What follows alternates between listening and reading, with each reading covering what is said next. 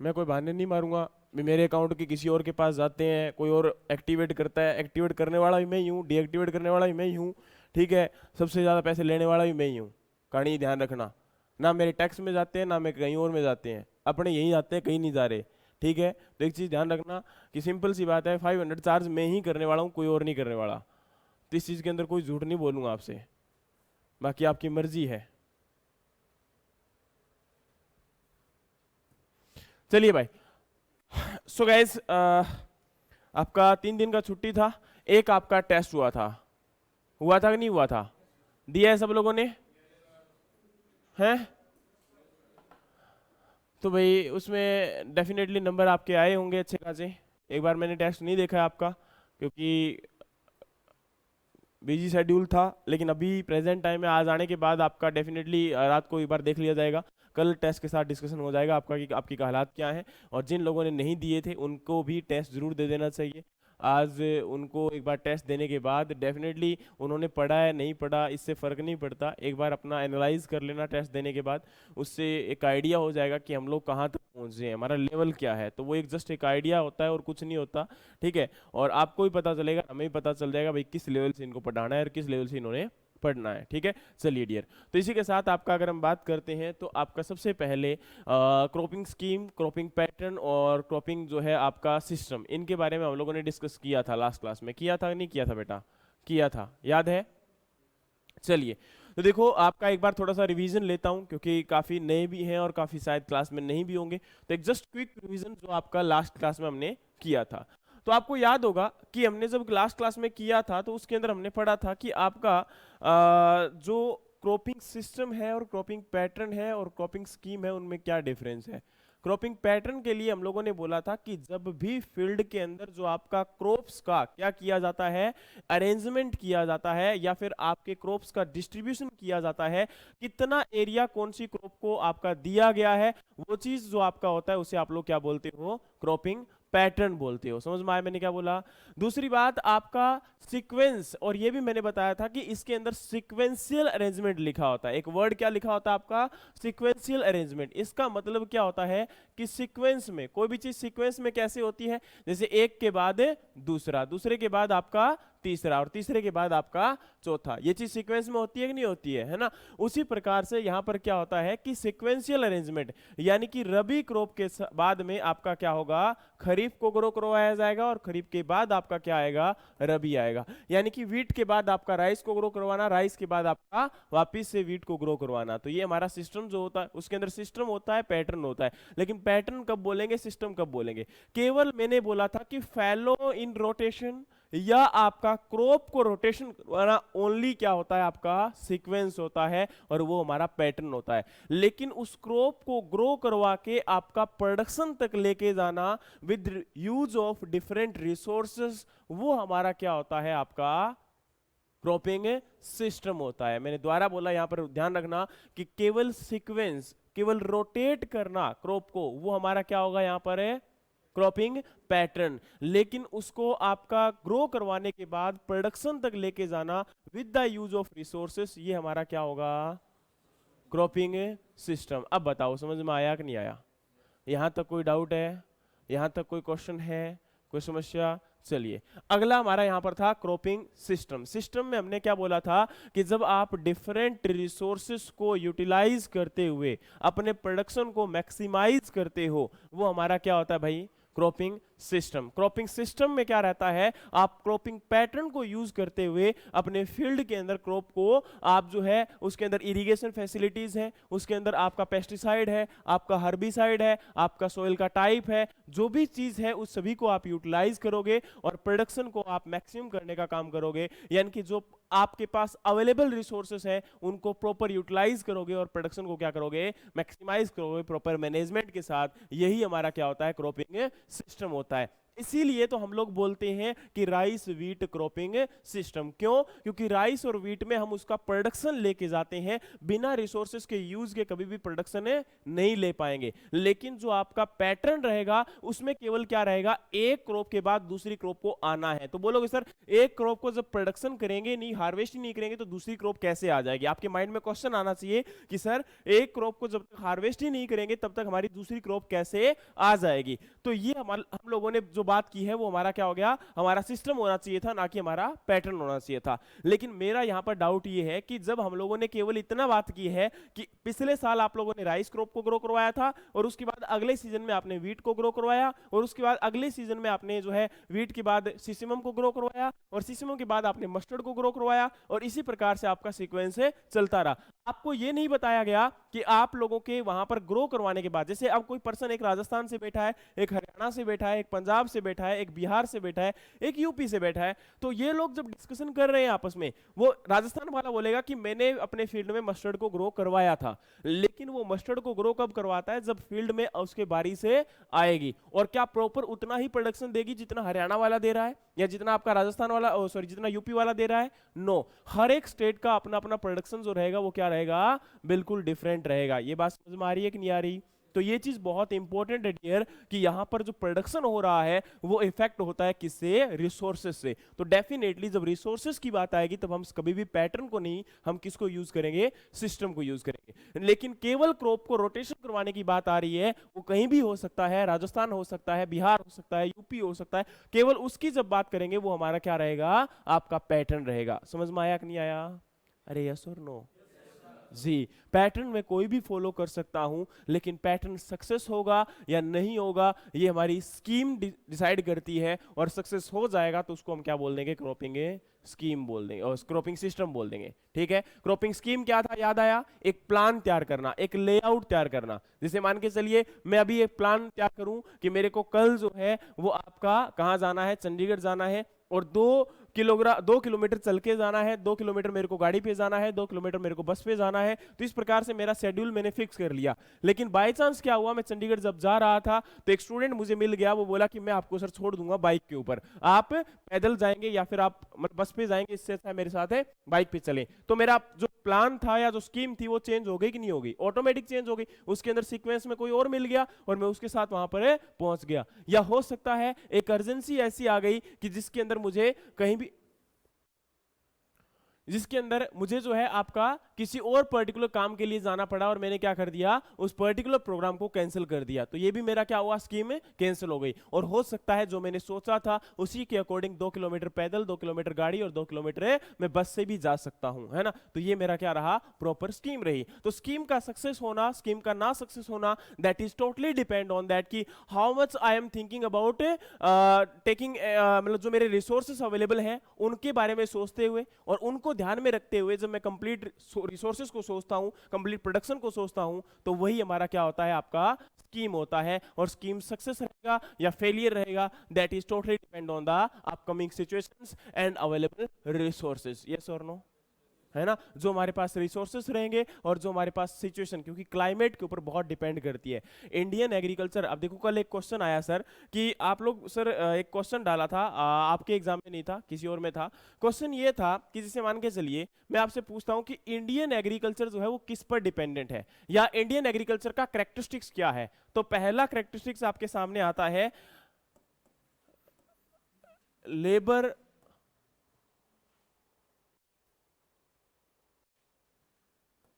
Is more. दूसरा, illiterate farmer. और तीसरा, climate dependent. Fourth, all of these. Please choose.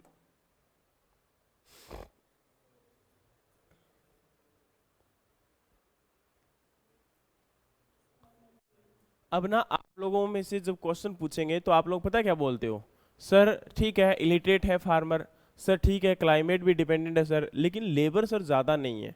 देखो भाई मैं आपको एक कहानी समझाता हूँ। आप प्रेजेंट टाइम में ये मत बोलिए कि लेबर ज्यादा नहीं है, लेबर बहुत है इंडिया के अंदर। आज प्रेजेंट टाइम में सिचुएशन ऐसी है कि बेरोजगारी की भरमार है इंडिया में, लेकिन वो कहते हैं ना कि अंडररेटेड बेरोजगार है हम सारे के सारे। कैसे? आपको पता होना चाहिए, आज प्रेजेंट टाइम में बीएससी एग्रीकल्चर हम सब लोगों ने कर ली, हमने आपका कोई और ग्रेजुएशन भी किया होगा, बीए किया होगा, बीटेक किया होगा, लेकिन हमने जिस प्रोग्राम के अंदर आपका एजुकेशन कंप्लीट किया है, जो आपका प्रोग्राम है उसके अंदर जो स्किल आपको आनी चाहिए, उन स्किल का हमें 10% भी नहीं आता है। तो जिसकी वजह से हम लोग क्या होते हैं, कहीं भी या तो सिलेक्ट नहीं हो पाते हैं या हमारी को कमी रह जाती है। और दूसरी बात, लेबर की बात करें तो लेबर की कमी नहीं है, लेबर प्रेजेंट टाइम में उनकी कॉस्टिंग ज्यादा है। लेबर आपका यहां पर अगर हम बात करें तो लेबर आपका, आपने देखा होगा क्या गांव में लेबर की कमी है क्या? नो लेकिन प्रेजेंट टाइम में आपका लेबर वाला मांग कितने रहा है, वो आपके फार्मर की पहुंच से क्या है, बाहर है। तो ये कह सकते हो कि लेबर आपकी कॉस्टली है, ठीक है, लेकिन ये नहीं कह सकते हो कि लेबर की कमी है। लेबर बहुत है लेकिन प्रॉपर आपका रेट के साथ, वाजिब रेट के साथ मिलना बहुत मुश्किल है। समझ में आया या नहीं आया? यहां तक कोई डाउट है किसी को? चलिए, तो डियर ये हमारा क्या था, आपका जो है क्रॉपिंग सिस्टम और क्रॉपिंग आपका। अब देखो सिस्टम की जब हम बात करते हैं तो सिस्टम केवल इतना ही नहीं होता, सिस्टम में फर्दर बहुत कुछ आ जाता है। और सिस्टम को जब हम बोलते हैं, सिस्टम को डिस्क्राइब करते हैं, तो उसमें मेनली क्रॉपिंग सिस्टम के अंदर 3 चीजें कॉम्प्राइज्ड होती हैं। पहला है आपका मोनोकल्चर, दूसरा आपका यहाँ पर है मल्टीपल क्रॉपिंग, और तीसरा यहाँ पर है फैलो या फैलो इन रोटेशन। बोलोगे सर मोनोकल्चर, देखो यहां पर जो वर्ड आता है मोनोकल्चर, मोनोक्रॉपिंग या सोल क्रॉपिंग, तो हम सभी लोग कंफ्यूज हो जाते हैं। हम लोग बोलते हैं कि यार इसका मतलब क्या होगा, आज तक समझ में नहीं आया है। मैंने क्या बोला, जब मोनोक्रॉपिंग, मोनोकल्चर या एक वर्ड आता है सोल क्रॉपिंग, तो हम इसमें आइडेंटिफाई नहीं कर पाते हैं कि तीनों में डिफरेंस क्या रहेगा। देखो डियर, यहां पर वर्ड आपका आया है क्रॉप, ये बात तो समझ रही है, ये बात तो समझ में आ रही है कि नहीं आ रही? अरे भाई क्रॉप तो समझ में आ रहा होगा।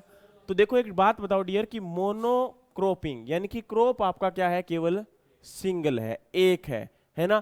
तो यहां पर आपका एक ही क्रॉप को क्या करवाया जाएगा, ग्रो करवाया जाएगा, ठीक है, एक सिंगल टाइम के अंदर। और दूसरा यहां पर मोनोकल्चर, देखो यहां का मतलब होता है कि जितनी भी एक्टिविटीज हैं आपके एग्रीकल्चर में क्रॉप प्रोडक्शन के साथ एलाइड एक्टिविटीज भी। अब एलाइड एक्टिविटीज कैसे आ जाएंगी, फिशरीज आ जाएगा, एलाइड एक्टिविटीज में कैसे आ जाएगा आपका यहाँ पर फॉरेस्ट्रीज आ जाएगा, एलाइड एक्टिविटीज में आपका डेयरी फार्मिंग आ जाएगा। हर एक चीज किस में आ जाएगी, एलाइड में आ जाएगी। और उन सभी एक्टिविटीज में से कोई भी एक सिंगल एक्टिविटीज को परफॉर्म करना, वो हमारा किस में आ जाएगा, मोनोकल्चर में आ जाएगा। लेकिन क्रॉपिंग में मतलब क्या होगा, केवल आपका सिंगल क्रॉप को सिंगल टाइम में क्या करवाना, ग्रो करवाना, ठीक है। और नेक्स्ट हमारा है सोल क्रॉपिंग। सोल क्रॉपिंग का मतलब क्या होता है कि केवल आपका सिंगल वेराइटी को ग्रो करवाना। मैं क्या बोल रहा हूं यहां पर है, सिंगल वेराइटी को ग्रो करवाना। और यहां पर आपका अगर हम बात करें तो सिंगल वेराइटी की, जैसे मैं बात कर रहा हूं आपकी वीट के अंदर, वीट के अंदर आपकी एक वेराइटी थी HD2967, यस और नो, ठीक है। अगर इस वेराइटी को अभी प्रेजेंट टाइम में आपकी एक वेराइटी आ गई, उसका नाम क्या है, अभी वैरायटी जो आपकी है, हाँ भाई नई बायो 40 वैरायटी का नाम बता वीट की।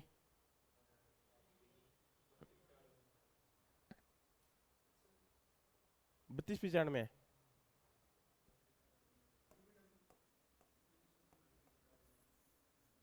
अगर इस वैरायटी को इस वैरायटी के साथ मैं मिक्स कर दूं, क्या सोल क्रॉपिंग होगा? ये है वीटी, लेकिन कभी भी वेराइटीज को भी आपस में क्या नहीं किया जाएगा, मिक्स नहीं किया जाएगा। अगर सिंगल वेराइटी प्योर स्टैंड में, हमेशा लिखा होगा एक वर्ड, जब भी सोल क्रॉपिंग की डेफिनेशन पढ़ोगे, single variety grown in the pure stand, then that will be the known as a sole cropping. बताओ समझ में आया कि नहीं आया भाई?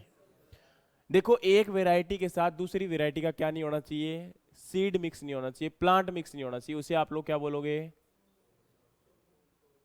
क्या बोलोगे? उसके बाद आपका क्या आता है यहां पर है दूसरा, मोनोक्रॉपिंग। मोनोक्रॉपिंग क्या है, जब आप सिंगल है, हाँ। और मोनोकल्चर क्या है, मोनोकल्चर क्या है, जब आप एक मिनट रुक जाओ, मैं किसी से पूछ रहा हूं, मोनोकल्चर क्या है, क्यों अभी बताया नहीं है?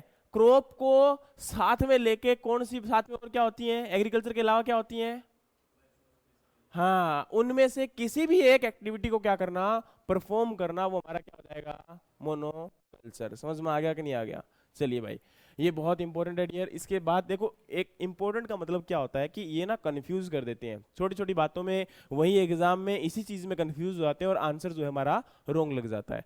तो उस टाइम छोटा सा ध्यान हमें करना पड़ेगा कि क्या था और क्या नहीं था, ठीक है। दूसरा हमारा यहाँ पर क्या आ जाएगा, मल्टीपल क्रॉपिंग। देखो डियर, मल्टीपल क्रॉपिंग का मतलब होता है कि एक साल में एक से ज्यादा क्रॉप को ग्रो करवाना, वो हमारा किस में जाएगा, मल्टीपल क्रॉपिंग में जाएगा। और लास्ट हमारा क्या आएगा, फैलोइंग या फैलो इन रोटेशन। फैलोइंग या फैलो इन रोटेशन की बात करेंगे तो इसमें क्या रहेगा, आपका लैंड को एक बार खाली छोड़ देना और अगली बार क्रॉप को ग्रो करवाना, लैंड को खाली छोड़ना और क्रॉप को ग्रो करवाना, मतलब फैलो इन रोटेशन। मतलब रोटेशन में केवल क्या लेके आना है, फैलो लेके आना है, खाली लैंड लेके आना है, ठीक है। जैसे मान के चलिए राइस को ग्रो करवा दिया, उसके बाद लैंड को खाली छोड़ दिया। ये ज्यादातर किस एरिया में होता है,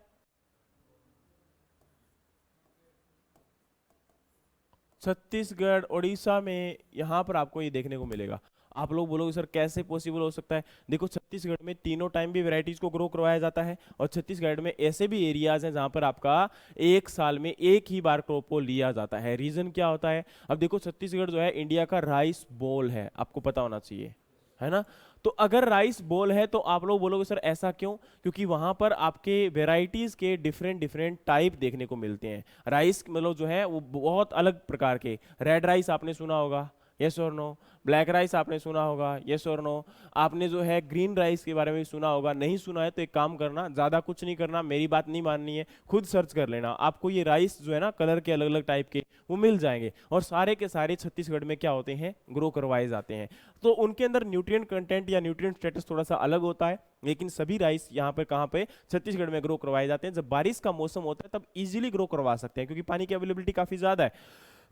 लेकिन पानी ना होने के बाद फिर वहां पर क्या होता है कि जो अंडरग्राउंड वाटर है वो काफी सोल्टी है या काफी नीचे है, ठीक है, जिसकी वजह से वहां पर आपका, या फिर कुछ जगह पर जैसे आपने सुना होगा छत्तीसगढ़ में ज्यादातर खदानें वगैरह भी काफी ज्यादा है, तो नीचे आपका प्रॉपर ऐसा सिस्टम या मैकेनिज्म ना होने की वजह से कि पानी नीचे से निकाला जा सके, इसके लिए वहां पर आपका क्या है, लोग बाद में क्रॉप को ग्रो नहीं करवा सकते हैं, और इसीलिए वहां पर साल में या तो एक ही बार क्रॉप ग्रो होगी, या फिर क्या होगा आपका अगली बार आपकी 2 या 3 बार भी ली जा सकती है, अगर वहां पर बारिश की या फिर पानी की क्या रहेगी, अवेलेबिलिटी रहेगी। समझ में आया कि नहीं आया।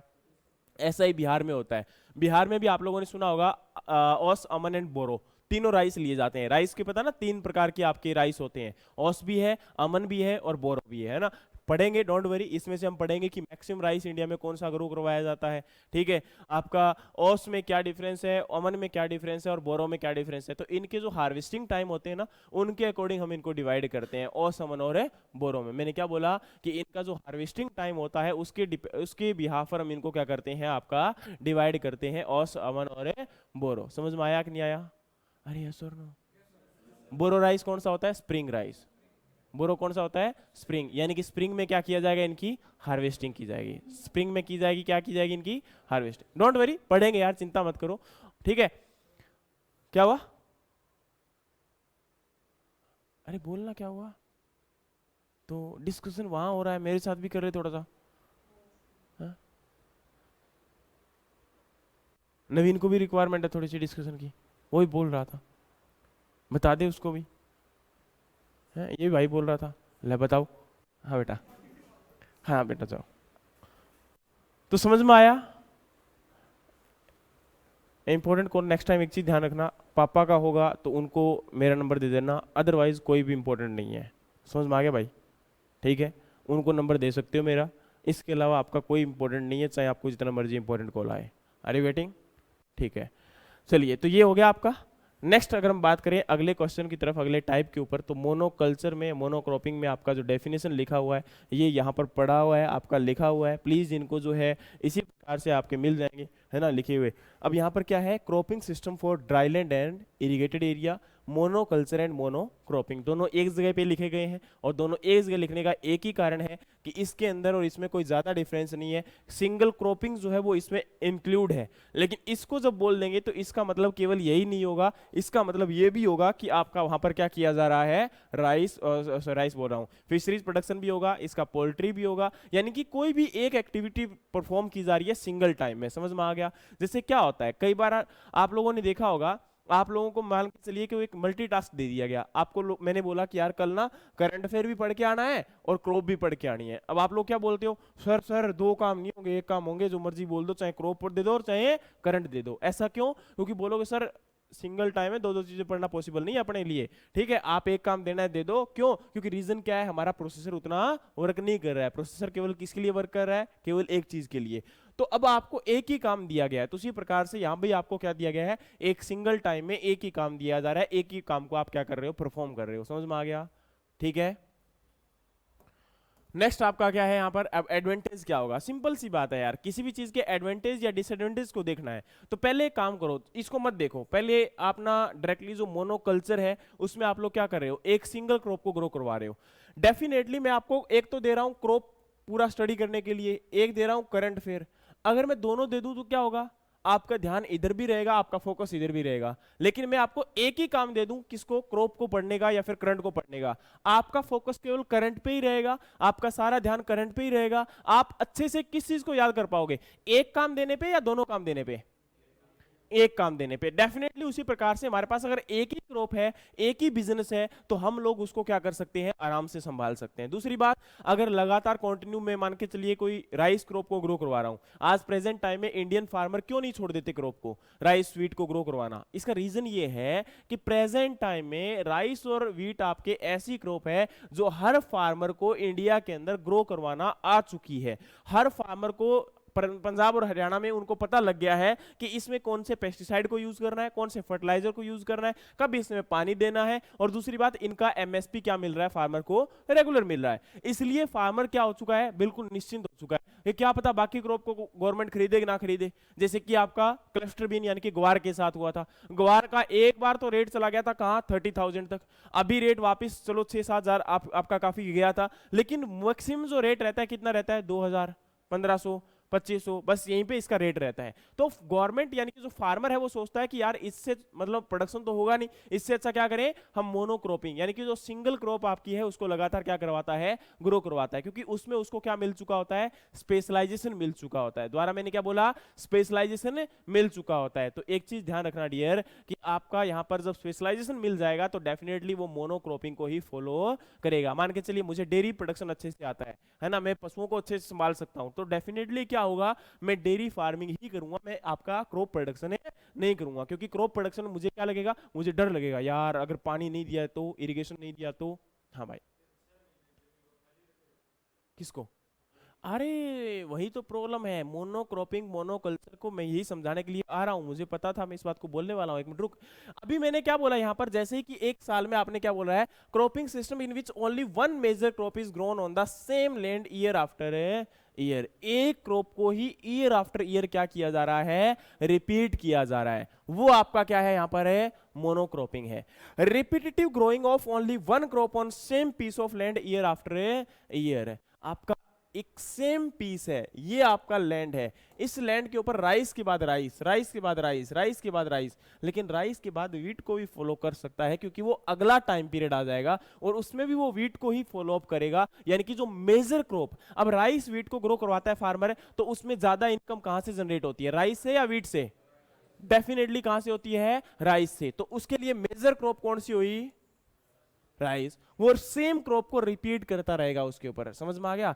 एक क्रॉप का, अब बोलोगे सर मोनोक्रॉपिंग का मतलब तो यही होता है कि एक क्रॉप को ही ग्रो करवाना एक साल में, वो एक क्रॉप को year after year same piece of land के ऊपर ग्रो करवाना। और दूसरी बात, अगर वो साल के अंदर 2 क्रॉप ले भी रहा है तो दूसरी क्रॉप से इतना ज्यादा इनकम उसको जनरेट नहीं हो रहा है। अब आप लोग बोलोगे सर हम लोग क्या करते हैं, हम लोग यहाँ पर सीक्वेंस क्रॉपिंग कर रहे हैं। सीक्वेंशियल जो क्रॉपिंग आ जाता है, सीक्वेंशियल मल्टीपल क्रॉपिंग आ जाता है, क्योंकि हम लोग उतना ही केयर राइस में देते हैं, उतना ही केयर व्हीट में देते हैं। लेकिन जो राजस्थान का एरिया है या फिर आपका छत्तीसगढ़ का एरिया है, वो लोग मोनोक्रॉपिंग को फॉलो करते हैं या फिर मोनोकल्चर को फॉलो करते हैं। कैसे? आप लोगों को पता होना चाहिए, उन लोगों को राइस प्रोडक्शन ही किया जाएगा, वहां पर दूसरे सीजन के अंदर वो लोग व्हीट की सोइंग कर देते हैं, लेकिन उसके ऊपर इतना केयर नहीं करते, क्योंकि उस समय उनके पास क्या नहीं होता, वाटर की अवेलेबिलिटी नहीं होती। अगर पानी अवेलेबल होगा तो क्रॉप पक जाएगी, और क्रॉप पक जाएगी तो वो क्या कर लेंगे, हार्वेस्ट कर लेंगे। तो उससे कोई इनकम तो जनरेट नहीं हुआ ना, उससे क्या हुआ, उनका जो पेट भरने का काम था, या कह सकते हो उनके लिए केवल उनका खाना मिला, बाकी उससे कोई इनकम जनरेट नहीं हुई। उनके लिए मेजर क्रॉप कौन सी रह गई आपकी, केवल और केवल राइस रह गई। अब बात समझ में आई मेरे भाई? राइस हार्वेस्ट करने के बाद दोबारा से राइस तो उस एरिया में लगा सकते हो जैसे लोलैंड एरिया होता है, बिहार है, जहां पर पानी 24 घंटे अवेलेबल है और एनवायरनमेंट भी अवेलेबल है।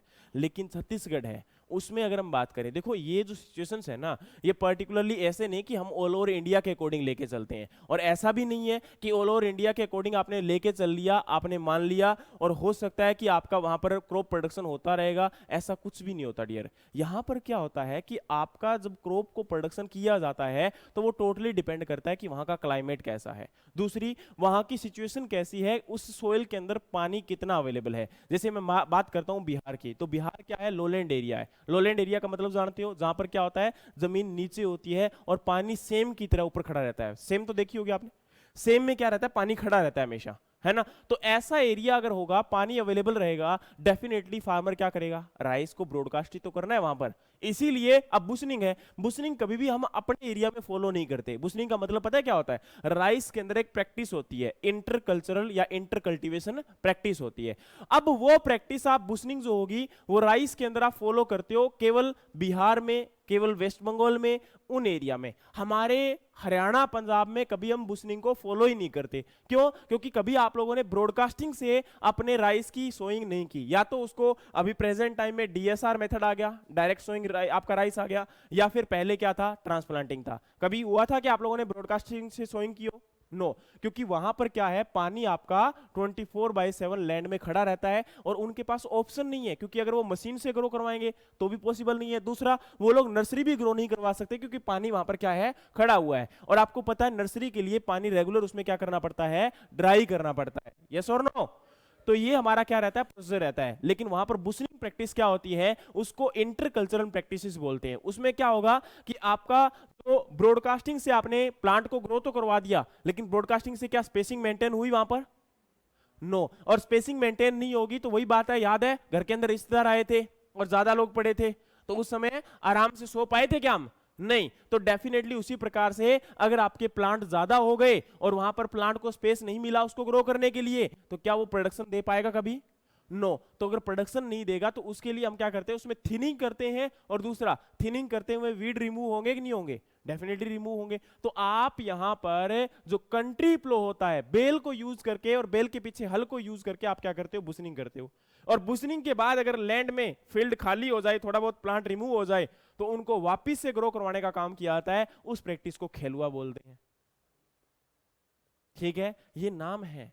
लेकिन अभी रिसेंट में हम क्या बात कर रहे थे, मोनोक्रॉपिंग या मोनोकल्चर। वापिस आता हूं मेरी बात के ऊपर, मैंने क्या बोला, मोनोक्रॉपिंग फॉलो किया जाएगा जिसके अंदर एक साल में एक ही क्रॉप को लिया जा रहा है। अगर राइस के बाद राइस, राइस के बाद राइस, राइस के बाद राइस, क्योंकि उन लोगों के पास ऑप्शन कोई दूसरी क्रॉप नहीं है। एक तो सिचुएशन वहां की ऐसी हो चुकी है, दूसरा वो फार्मर जो है वो शायद जूट को ग्रो ही नहीं करवाना चाहता, क्योंकि उसी फील्ड में जूट को भी ग्रो करवा सकता है, लेकिन वो जूट को ग्रो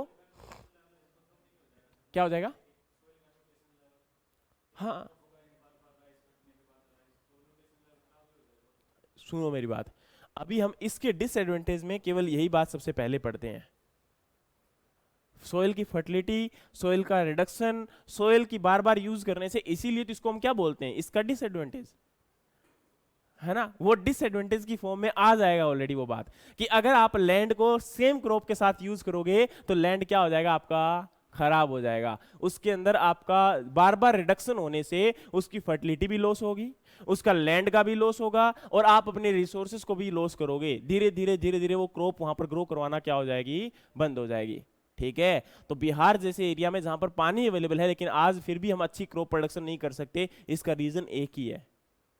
ठीक है, तो कुछ चीजें इन चीजों पे डिपेंड करती है। तो डेफिनेटली ये समझ में अभी आपको आ गया होगा। उसके बाद अगली आपकी क्या है, इंटेंसिव क्रॉपिंग। देखो इंटेंसिव क्रॉपिंग सिस्टम में जब बात करते हैं तो इसमें वर्ड क्या आता है, इंटेंसिव। याद है मैंने आपको इंटेंसिव और एक्सटेंसिव बताया था, और इंडिया में हम क्या फॉलो करते हैं, इंटेंसिव या एक्सटेंसिव? इंटेंसिव। इंटेंसिव का मतलब होता है कि लैंड को प्रॉपर यूटिलाइज कर लेना। ये इंटर क्रॉपिंग है, मिक्स क्रॉपिंग है, वो सारे किस में आते हैं, मल्टीपल क्रॉपिंग जो भी पार्ट होगा वो किस में आएगा, आपका इंटेंसिव। और इंडिया में ज्यादातर फार्मिंग कैसे की जाती है, इंटेंसिव। अब समझ में आ गया कि अपने यहाँ पर वो जो मोनोक्रॉपिंग तो सोच रहा है वो नहीं फॉलो की जाती है। ठीक है, आपा ज्यादातर जो फॉलो कर रहे हैं हरियाणा पंजाब में, वो प्रैक्टिस कौन सी फॉलो कर रहे हैं, वो मल्टीपल क्रॉपिंग, जिसे आप इंटेंसिव क्रॉपिंग के नाम से भी जानते हो। इंटेंसिव के अंडर में ही पहला पार्ट आपका क्या है, मल्टीपल क्रॉपिंग। अब एक मल्टीपल क्रॉपिंग आ जाएगा, एक आगे फर्दर मिक्स क्रॉपिंग आ जाएगा, ठीक है। ऐसे आपको जो है इसके अंदर कंफ्यूज करते रहेंगे, लेकिन सबसे पहले आपका मल्टीपल क्रॉपिंग, दूसरा मल्टीपल क्रॉपिंग के अंदर पहला आपका आ गया पैरेलल मल्टीपल क्रॉपिंग, और दूसरा आपका आ जाएगा यहां पर है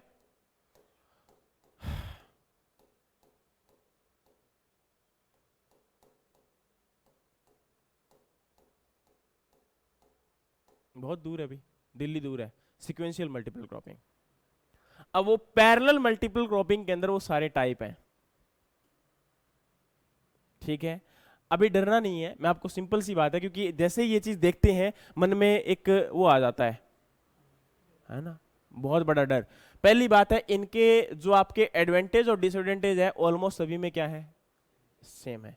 तो वो रट्टे नहीं मारने, इसके अंदर हर एक में अलग अलग लिखे हुए हैं। क्यों नहीं लिखे हुए, रीजन इसका ये है, कोई आप में से खड़ा होकर पूछ ही ले, है ना, तो बाद में भावनाएं आपकी आहत नहीं होनी चाहिए, उससे पहले ही आपको मिल जाए तो वो चीज आप जो है क्वेश्चन रेज नहीं करोगे, ठीक है। देख लेना, मैं आपको दिखाऊंगा, डोंट वरी, चिंता करने की आवश्यकता नहीं है एक एक चीज को। लेकिन पहले हम वापस आते हैं हमारी बात के ऊपर, जहां से हमने स्टार्टिंग किया था। ये जस्ट इसीलिए ताकि आप लोग बाद में कंफ्यूज ना हो कि सर इसके अंदर मल्टीपल क्रॉपिंग था, वो गया कहाँ। तो मल्टीपल क्रॉपिंग आपने किया, लेकिन मल्टीपल क्रॉपिंग का मतलब क्या है कि एक साल में आपका एक से ज्यादा क्रॉप को ग्रो करवाना, वो क्या आ जाएगा, मल्टीपल क्रॉपिंग। एक तो है पैरेलल मल्टीपल क्रॉपिंग, और एक आपका क्या आ जाएगा, सीक्वेंशियल मल्टीपल क्रॉपिंग। पैरेलल का मतलब क्या है और सीक्वेंशियल का मतलब क्या है, दोनों बता देता हूं। देखो, पैरेलल का मतलब क्या होता है, मैं बोलूं कि मेरे साथ पैरेलल में चलो, इसका मतलब क्या होगा, मेरे साथ इक्विवेलेंट में आपको चलना पड़ेगा। समझ में आ गया, यानी कि पैरेलल में क्या होगा, आपको इक्विवेलेंट में चलना पड़ेगा, उसी टाइम चलना पड़ेगा।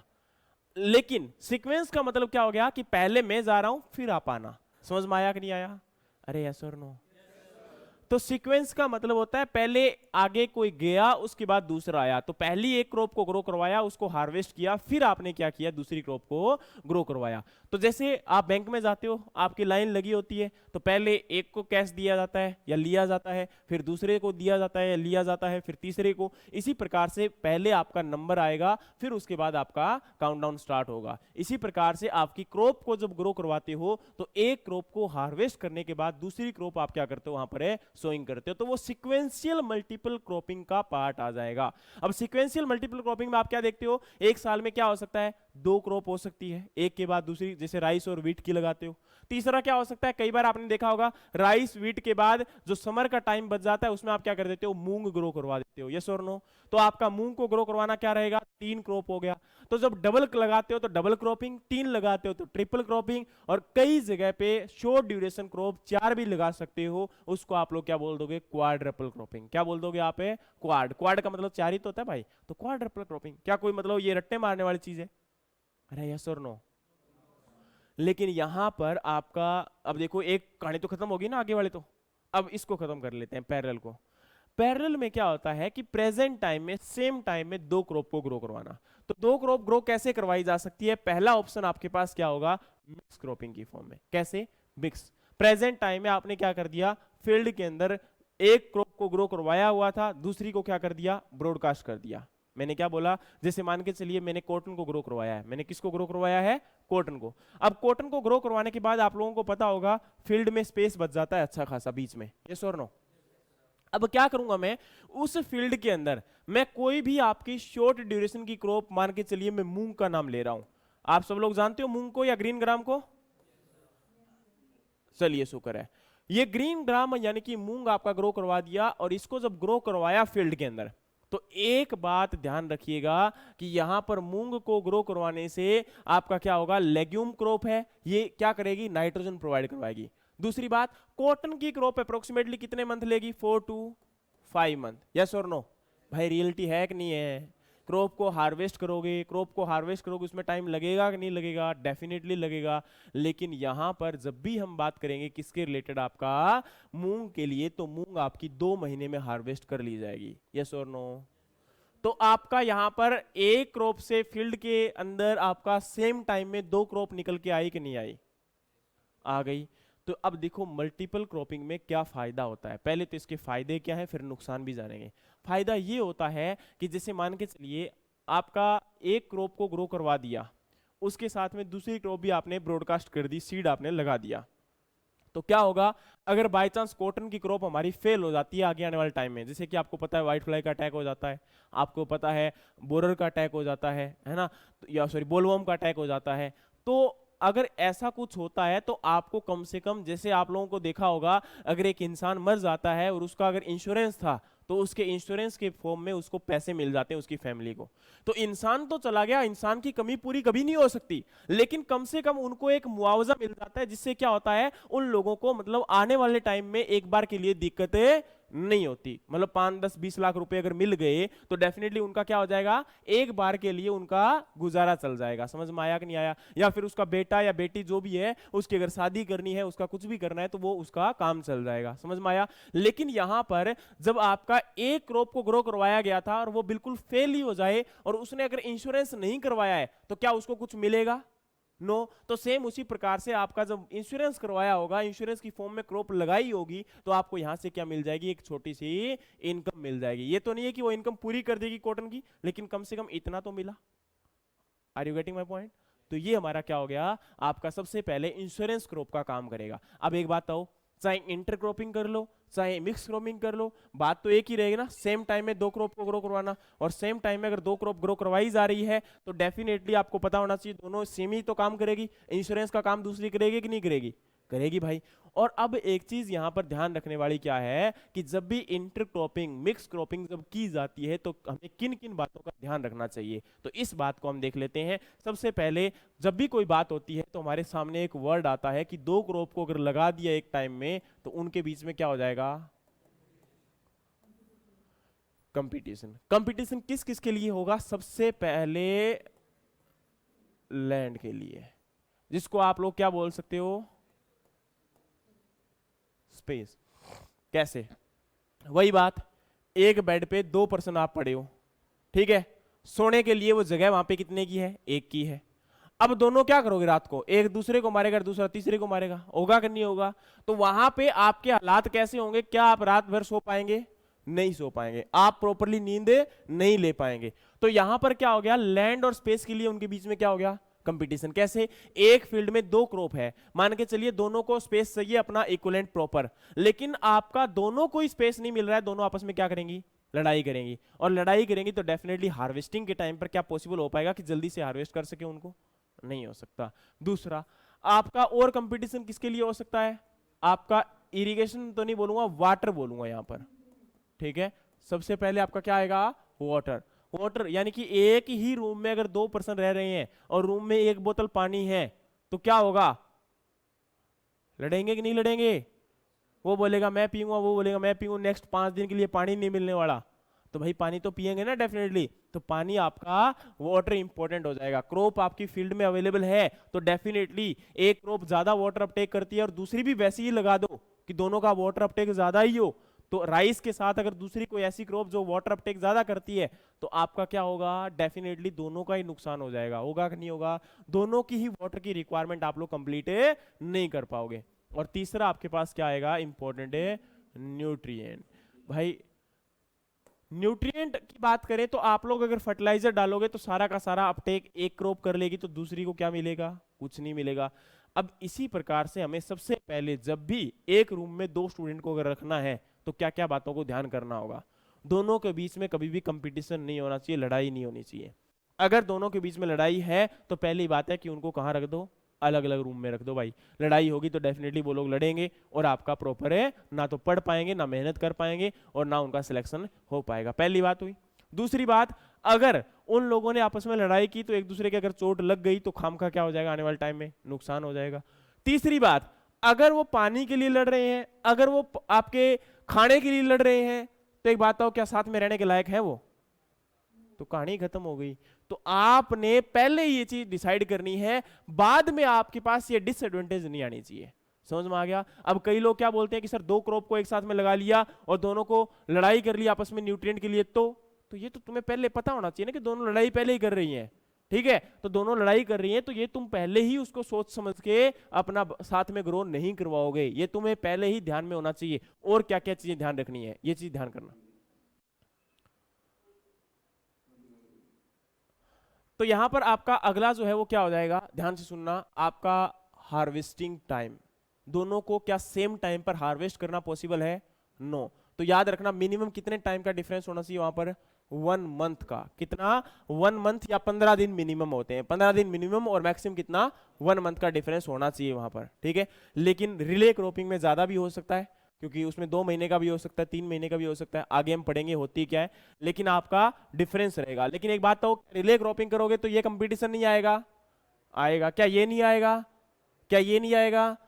यहां पर हार्वेस्टिंग टाइम भी आएगा। अगर बाई चांस आपने क्या किया, रिले क्रॉपिंग में 1 मंथ में हार्वेस्ट होने वाली क्रॉप लगा ली, और आपको पता है कोई क्रॉप ऑलरेडी पहले लगाई गई थी, उस क्रॉप का ड्यूरेशन कितना है हार्वेस्टिंग का? 3 मंथ, और आपने जो शॉर्ट ड्यूरेशन क्रॉप लगाई है वो यहां पे लगा दी। अब ये भी 1 मंथ में हार्वेस्ट कर ली जाएगी और ये भी आने वाले 1 मंथ में हार्वेस्ट कर ली जाएगी, तो क्या क्रॉपिंग आपका हार्वेस्टिंग टाइम सेम हुआ कि नहीं हुआ?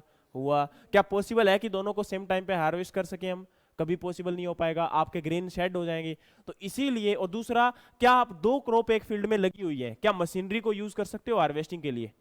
क्योंकि मशीनरी को कभी पता नहीं होता कि ये कॉटन है कि ये आपका मूंग है, वो क्या करेगा, सारा ये एक साथ में क्या कर लेगा, हार्वेस्टिंग कर लेगा। दूसरा, क्या उसमें आप कभी इंटर कल्चरल प्रैक्टिसेस कर पाओगे, मतलब वीड को रिमूव करने के लिए मशीन को यूज कर पाओगे? नो। तो आप लोग कभी वहां पर मशीन को फॉलो नहीं कर सकते हो। दूसरी बात, आप जब मल्टीपल क्रॉपिंग करते हो, एक फील्ड में एक से ज्यादा क्रॉप लगाते हो, तो इस बार आपने राइस लगाई, अगली बार कॉटन लगाओगे, तो दोनों के लिए मशीनरीज की रिक्वायरमेंट अलग अलग है या नहीं है? अरे है या नहीं है? है नहीं है बेटा, है या नहीं है? हाँ, तो यस बहुत जरूरी है या नहीं है? हाँ, फिर सो गया, है या नहीं है? हाँ, शुक्र है। क्या हो गया कि आपको क्रॉप को ग्रो करवाने के लिए यहां पर अगर हम बात करें तो मशीनरीज की रिक्वायरमेंट है, आपकी वहां पर इनपुट की रिक्वायरमेंट है, और डेफिनेटली हमें इनपुट को क्या करना पड़ेगा, पूरा करना पड़ेगा, ठीक है। तो यहां पर आपका जब कॉटन की सोइंग करेंगे तो कॉटन की ड्रिल मशीन रिक्वायरमेंट है, और जब राइस की रिक्वायरमेंट है तो राइस को सोइंग कर रहे हैं तो उसकी नर्सरी को ट्रांसप्लांट करने के लिए हमें अलग मशीनरीज की, ट्रांसप्लांटर की रिक्वायरमेंट है, ठीक है। एक में ट्रांसप्लांटर रिक्वायरमेंट है, एक में आपका सीड ड्रिल रिक्वायरमेंट है। समझ में आया? तो हमें मोनोक्रॉपिंग में मशीन बार बार चेंज नहीं करनी पड़ती, लेकिन इसमें हमें मशीनरीज को चेंज करना पड़ेगा, इक्विपमेंट को चेंज करना पड़ेगा। अपने हार्वेस्टिंग के बाद उनको अगर स्टोरेज कर रहे हैं तो स्टोरेज के लिए आपका कंटेनर चेंज करना पड़ेगा, स्टोरेज सिस्टम चेंज करना पड़ेगा। ये हमारा क्या हो गया, आपका मार्केट हमें चेंज करनी पड़ेगी। एक बात बताओ, क्या फ्रूट के लिए, वेजिटेबल के लिए जो मार्केट है, क्या वही मार्केट आपकी ग्रेन के लिए है? नो। क्या आपका जो ग्रेन के लिए मार्केट है वही कॉटन के लिए मार्केट है? नो। कॉटन डायरेक्टली कहां जाता है, आपके सीसीआई के गोडाउन्स में जाता है, यस और नो? होती है, प्राइवेट सेलिंग होती है, ऐसी बात नहीं, लेकिन आपको पता होना चाहिए जो फार्मर कॉटन लेके जाते हैं वो कभी भी डायरेक्टली मंडी में नहीं डाल के आते, वो कहां डाल के आते हैं, कॉटन के गोडाउन्स में डाल के आते हैं।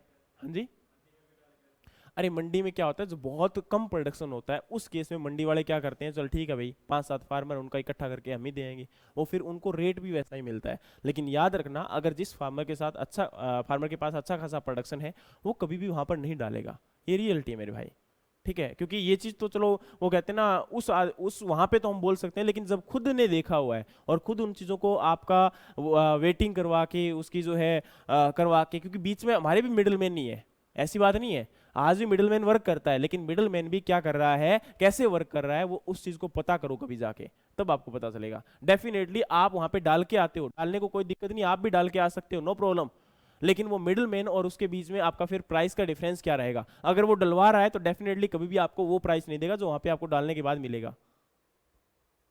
5-10 रुपए का डिफरेंस हो जाएगा, और आपको भी पता है अगर 10 रुपए का डिफरेंस हो गया, अगर आपके पास 50 क्विंटल माल है तो कितने रुपए का नुकसान हो गया आपका, है ना। और क्या फार्मर नुकसान को झेलता है कभी? नहीं, वो झेलता है कि इतने यहाँ पे आ गया मार्केट में तो 2 किलोमीटर आगे जाने में मेरा कोई पेट्रोल ज्यादा नहीं जलेगा। समझ में आ गया? वो 200 रुपए का पेट्रोल जला के अगर 300 रुपए बचा रहा है तो डेफिनेटली फार्मर सोचेगा, क्योंकि फार्मर ये नहीं कि वो मतलब 300 रुपए के लिए सोच रहा है, दिक्कत ये है कि 300 रुपए उसके लिए बहुत बड़ी अमाउंट है, वो 300 रुपए में आने वाले टाइम में पेस्टिसाइड खरीद सकता है, फर्टिलाइजर खरीद सकता है, ठीक है। तो ये चीज इंपॉर्टेंट है। चलो वापिस आते हैं हमारी बात के ऊपर, हार्वेस्टिंग टाइम इनका सेम नहीं होना चाहिए। मेजर चीजें तो है ये जो आपस में, अब क्या होता है वहां पर लाइट के लिए भी आपका फाइट होगी, बोलोगे सर लाइट के लिए फाइट कैसे होगी? देखो एक प्लांट आपका ज्यादा ग्रो कर गया और एक प्लांट छोटा रह गया, तो क्या नीचे वाले को कभी लाइट मिल पाएगी प्रॉपर? और एक बात बताओ, क्या लाइट के बिना आपका प्लांट कभी फोटोसिंथेसिस कर सकता है, फूड बना सकता है? नो। तो लाइट भी इंपॉर्टेंट है। लाइट नीचे वाले प्लांट को नहीं मिलेगी, ऊपर वाले प्लांट को मिल जाएगी। तो ये भी इंपॉर्टेंट है कि नीचे हम ऐसे प्लांट को ग्रो करवाएं जिसको लाइट की रिक्वायरमेंट क्या है, कम है।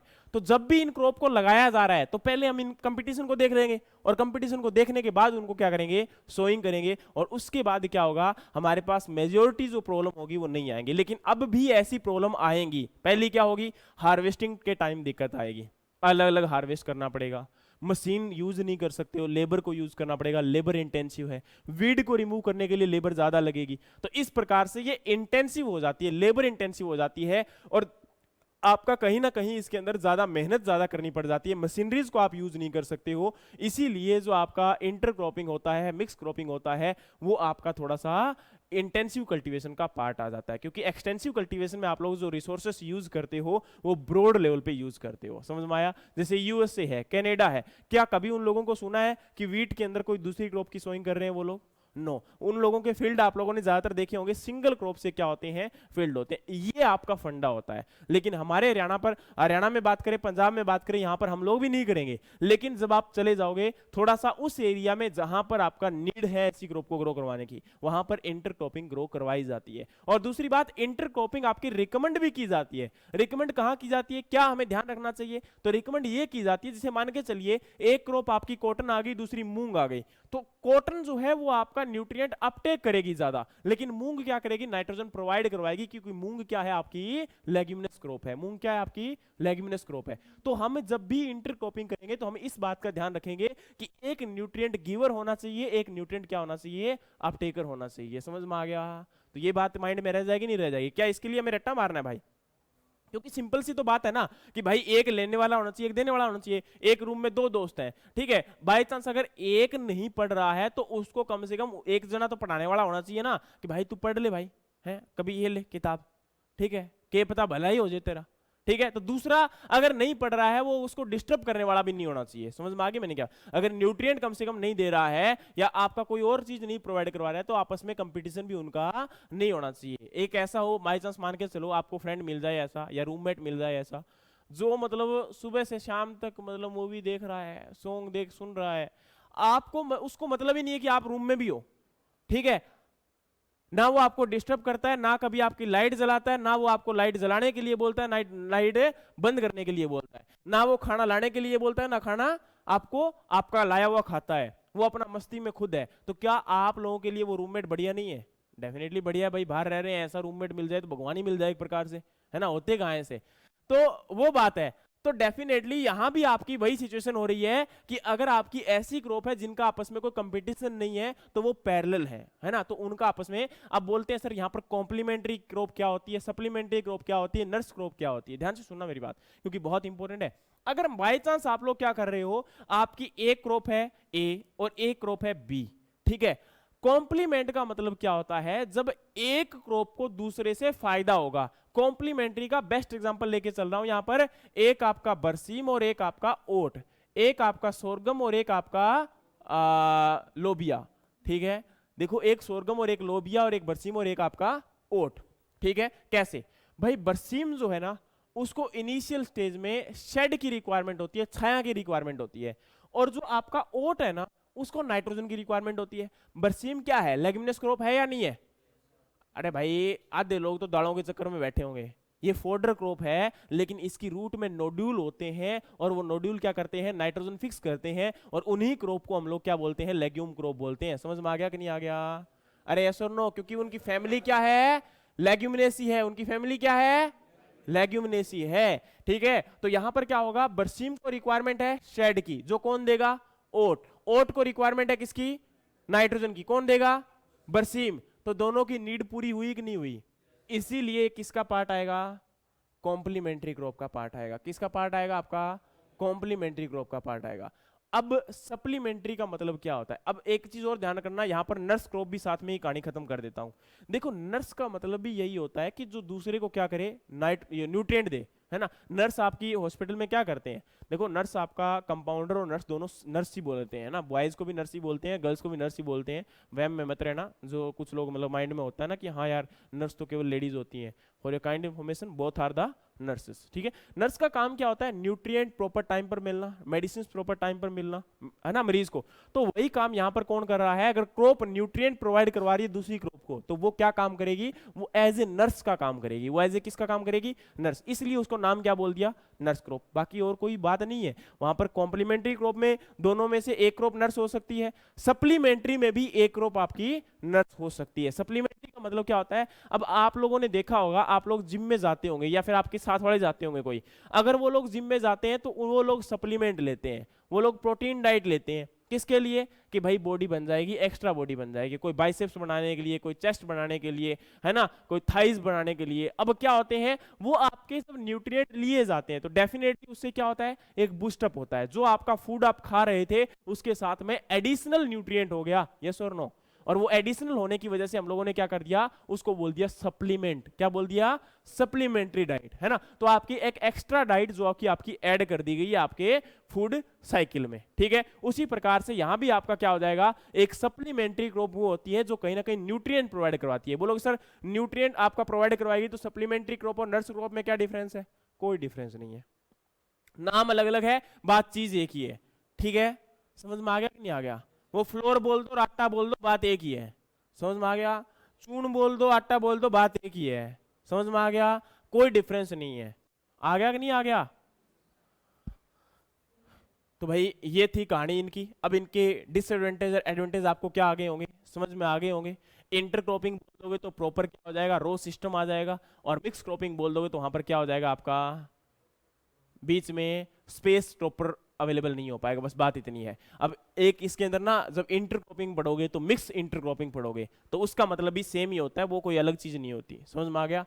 चलिए भाई, अब इनके एडवांटेज और डिसएडवांटेज देख लो, आपको पढ़ाता हूं मैं। एडवांटेज क्या है, risk of failure of A crop is less, एक क्रॉप के फेल होने के चांसेस जो रहेंगे वो क्या हो जाएंगे, कम हो जाएंगे।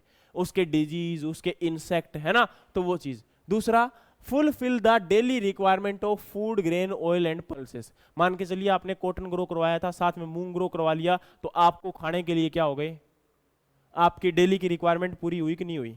अच्छा, improve fertility of soil of legume crop as a minor crop. Minor crop को अगर आपने लेग्यूम ले लिया तो आपकी क्रॉप को नाइट्रोजन एप्लीकेशन कम डालनी पड़ी कि नहीं डालनी पड़ी, डेफिनेटली डालनी पड़ी। Better distribution of labour through out the crop period, यानी कि आपके पास अगर लेबर परमानेंट आपने रख रखी है कि एक महीने में 10,000 रुपए इसको देना है, तो उसका प्रॉपर यूटिलाइजेशन हो पाएगा कि नहीं हो पाएगा, लेबर का हो पाएगा। इंक्रीज ग्रोस मॉनेटरी रिटर्न्स, यानी कि आपका ग्रोस मॉनेटरी मतलब टोटल जो आपके पास इनकम आएगा वो इंक्रीज होगा कि नहीं होगा। मान के चलिए पहले आप 1,00,000 रुपए ले रहे थे, तो 5,000 रुपए तो कम से कम आएंगे यहां से, तो 1,05,000 हुए कि नहीं हुए।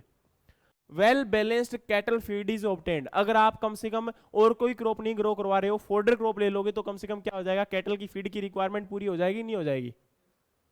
नेक्स्ट आपका है safe guard against paste and disease, अगर पेस्ट एंड डिजीज आ जाता है तो दूसरी क्रॉप वहां पे क्या कर देगी, as a full utilisation of space and available plant nutrient, जो पहले बीच में स्पेस अवेलेबल था उसका यूटिलाइजेशन हो जाएगा, वहां पे जो न्यूट्रिएंट आपके एक्स्ट्रा पड़े हुए थे वो लीच डाउन कर जाएंगे, इससे अच्छा उनका क्या हो जाएगा, यूटिलाइजेशन हो जाएगा।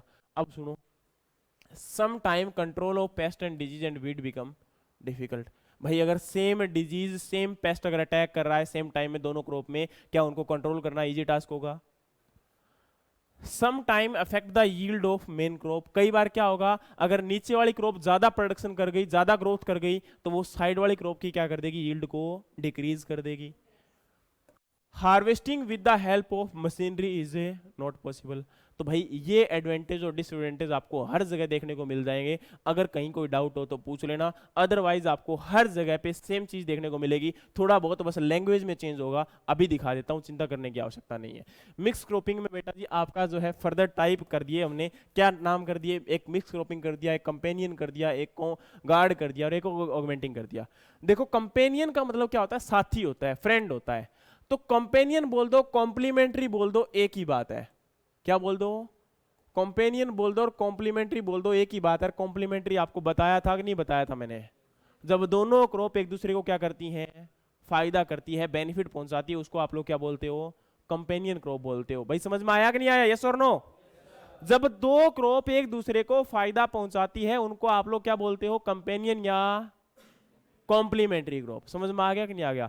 एक दूसरे को दोनों को फायदा होगा, ना कि एक को ही फायदा होने वाला है भाई। दूसरा गार्ड क्रॉप। गार्ड का मतलब क्या होता है, जैसे मान के चलिए आपका सिक्योरिटी गार्ड है, आपका एटीएम गार्ड है, आपका सोसाइटी का गार्ड है, वो क्या आपका अननोन पर्सन को अंदर घुसने देगा? नो। एटीएम गार्ड है वो बाय चांस उसको पता लग गया, वो बात अलग है कि हमारे गार्ड क्या करेंगे, पहले देख के मतलब साइड में हो लेंगे, भी आने वाला तो आने दो, क्या दिक्कत है, बाद में देखेंगे इनको, वो बात नहीं है। लेकिन गार्ड का एक्चुअल में काम क्या है कि वो अननोन पर्सन को अंदर ना आने दे। तो यहां पर आपका गार्ड क्रॉप की काम में वो क्रॉप करती है। जैसे एनिमल जो है वो ज्यादातर छोटी हाइट की क्रॉप में जाएंगे कि बड़ी हाइट की क्रॉप में जाएंगे? छोटी हाइट की क्रॉप में ज्यादा एनिमल जाएंगे। तो इसीलिए हम लोग क्या करेंगे, बड़ी हाइट की क्रॉप को छोटी हाइट की क्रॉप के अराउंड में लगा देंगे, जिससे क्या होगा, एनिमल आपका एंटर नहीं करेगा। दूसरी, ऐसी क्रॉप को ग्रो करवा देंगे जिसको एनिमल नहीं खाते हैं, तो क्या होगा, एनिमल डेफिनेटली उसमें नहीं जाएगा, तो हमारी क्रॉप की क्या हो गई, प्रोटेक्शन हो गई, उसको क्या मिल गया, गार्ड मिल गया। समझ में आ गया कि नहीं आ गया? इसलिए इन क्रॉप को आप लोगों ने क्या बोल दिया, गार्ड क्रॉप बोल दिया। अगला हमारा अगर हम बात करें तो ऑगमेंटिंग। देखो ऑगमेंटिंग का फायदा क्या होता है, एक्चुअल में इसका फायदा ये होता है, जैसे मान के चलिए पहले आप क्या कर रहे थे, एक क्रॉप को ग्रो करवा रहे थे, तो उससे आपका जो है प्रोडक्शन जो आ रहा था वो केवल आ रहा था 1 क्विंटल, लेकिन उसके साथ में दूसरी क्रॉप को आपने ग्रो करवा दिया, अब उसका प्रोडक्शन क्या हो जाएगा, इंक्रीज हो जाएगा, 1 क्विंटल 20 किलोग्राम। तो आपका प्रोडक्शन इंक्रीज हुआ कि नहीं हुआ बेटा? तो जब एक क्रॉप के साथ में दूसरी क्रॉप को लगाने से उसका जो प्रोडक्शन या उसकी मेन क्रॉप की यील्ड में इंक्रीमेंट होता है, उसको आप लोग क्या बोलते हो, ऑगमेंटिंग क्रॉप बोलते हो। लेकिन यहां पर कंफ्यूजन हो जाती है, बोलोगे सर फिर ऊपर क्या हो रहा था, प्रोडक्शन ही तो इंक्रीज हो रहा था, एक के साथ दूसरी लगेगी तो प्रोडक्शन तो इंक्रीज होगा ही होगा, ये बात आपको समझ में नहीं आ रही क्या? तो समझ में आती है, लेकिन मुझे ये बात समझ में नहीं आती, क्या हमने कहीं भी बोला था कि बरसीम जो है उसको अगर हम लगा रहे हैं उसके साथ में हमने मस्टर्ड को ग्रो करवा दिया, तो मस्टर्ड को एज ए फोडर यूज कर सकते हो नहीं कर सकते हो? कैबेज को एज ए फोडर यूज कर सकते हो नहीं कर सकते हो? तो अगर आपका इनको एज ए फोल्डर यूज किया जा सकता है, तो बरसीम तो ऑलरेडी क्या है, फोल्डर है, तो इसके साथ में अगर इस क्रॉप को लगा दिया तो दोनों का साथ में यूज किया जाएगा एज ए फोल्डर, और ये सप्लीमेंट यील्ड के फॉर्म में काम करेगी मेन क्रॉप के साथ में, इसलिए इनको क्या बोलते हैं, ऑगमेंटिंग क्रॉप। मतलब इनका पर्पस जो है वो क्या है आपका, सेम है, एक है। अब बताओ समझ में नहीं आया कि नहीं आया? लेकिन यहां पर दिक्कत पता है कहां होगी, दिक्कत हो जाएगी जब हम आगे सिनर्जेटिक को पढ़ेंगे। ठीक है, चिंता करने की आवश्यकता नहीं है, सिनर्जेटिक आने दो, कहते हैं तब आएगी तब देखेंगे, अभी एक बार जो है इसको निपटा लेते हैं। ठीक है, चलिए भाई, अब जो है इसको हमने कंप्लीट किया, तो इसके एडवांटेज डिसएडवांटेज सेम आ जाएंगे, देख लो वही बात है। पहले क्या है, better utilisation of resources, insurance of total failure, higher yield, less incidence, improvement in soil structure, improvement in soil fertility, difficult to carried out operation, more labor requirement, due care is needed while selecting the crop। बताओ भाई, क्या कोई अलग चीज बताइए इन लोगों ने? अरे यस और नो? सेम बात है ना, सेम चीज है ना? अरे क्या पीछे वाली सेम लिख देते तो क्या कोई पेट्रोल खत्म हो जाता है इनका? बात सेम थी, लेकिन दिक्कत क्या होती है, जब अलग अलग एक आधी बातें थोड़ी सी लिखनी पड़ती है, क्योंकि आप लोग भी तो नहीं मानते हो, है ना? तो ये बात इसलिए है। तो अब इस चीज को ध्यान रखना कि हर जगह पे आपको ये चीज मिलेगी, तो थोड़ा सा ध्यान से इनको एक बार लैंग्वेज को पढ़ लोगे तो क्या हो जाता है, एग्जाम में कई बार जो है ये लैंग्वेज देखने को मिल जाएगी, और कई बार जो है आपकी ये लैंग्वेज देखने को मिल जाएगी। कहाँ गया रे भाई वो, ये रहा, fulfil the daily requirement of food grain oil seed and pulses, एक तो ये हो गया। दूसरा, safe guard against paste and disease.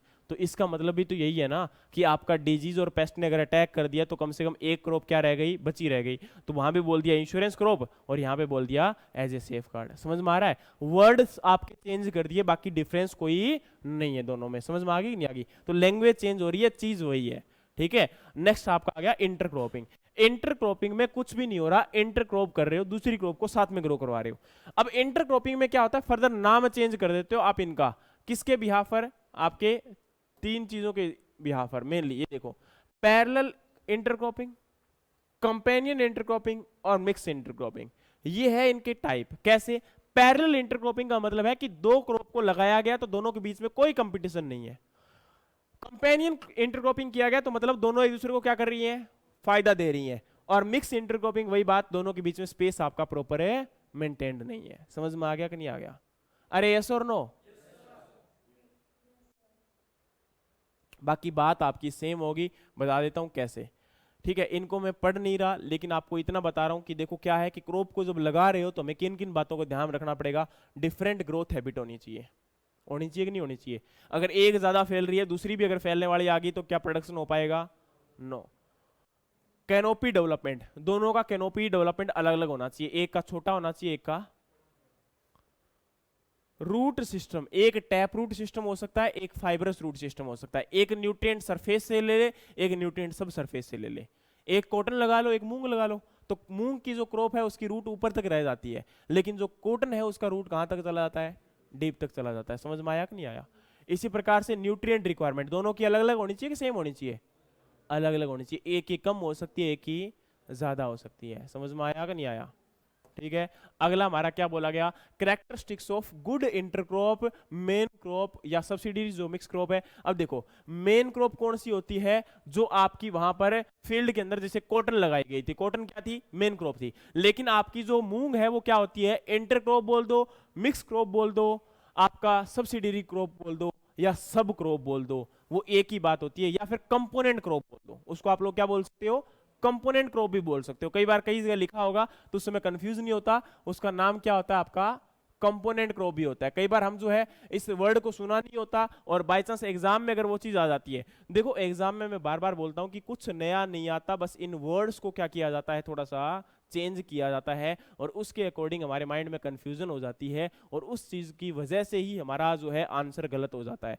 अगर हमारे माइंड में कॉन्सेप्ट अगर क्लियर हो गया तो डेफिनेटली आप लोग चाहे कुछ भी कर लेना है, वहां पर आपका आंसर करने में आपको दिक्कतें नहीं आएगी। एक बार कॉन्सेप्ट को समझ लो, इसीलिए बार बार फोकस कर रहा हूं कि क्लास में आने के बाद चाहे कॉपी किताबों को ओपन ही मत करो, तुम केवल सुन लो अच्छे से। ये तुम्हारी पीपीटी तुम्हारे अकाउंट में अवेलेबल है। इस क्लासिफिकेशन वाली पीपीटी को जब पढ़ोगे, क्रॉप क्लासिफिकेशन एंड टर्मिनोलॉजी, तब तुम्हें ये पीपीटी मिल जाएगी, कोई दिक्कत वाली बात नहीं है। लेकिन तुम्हें फोकस इसमें यहां पर किसको करना होता है कि माइंड में तुम्हें वो चीज प्रॉपर समझ में आई या नहीं आई। एक दो चीजें होती है लिखने वाली, लिख लिया करो, कोई बड़ी बात नहीं है, लेकिन मेजर फोकस कहां रखा करो? यहाँ। आपस में बातें करने के लिए भी रोकता हूं तो वो मेरा फायदा नहीं है, कहीं ना कहीं मेरे से ज्यादा फायदा किसका है? आपका है। क्योंकि आप अगर कंसंट्रेशन, वही बात है ना, दुर्घटना सावधानी हटी दुर्घटना घटी, वो दुर्घटना घट जाती है फिर।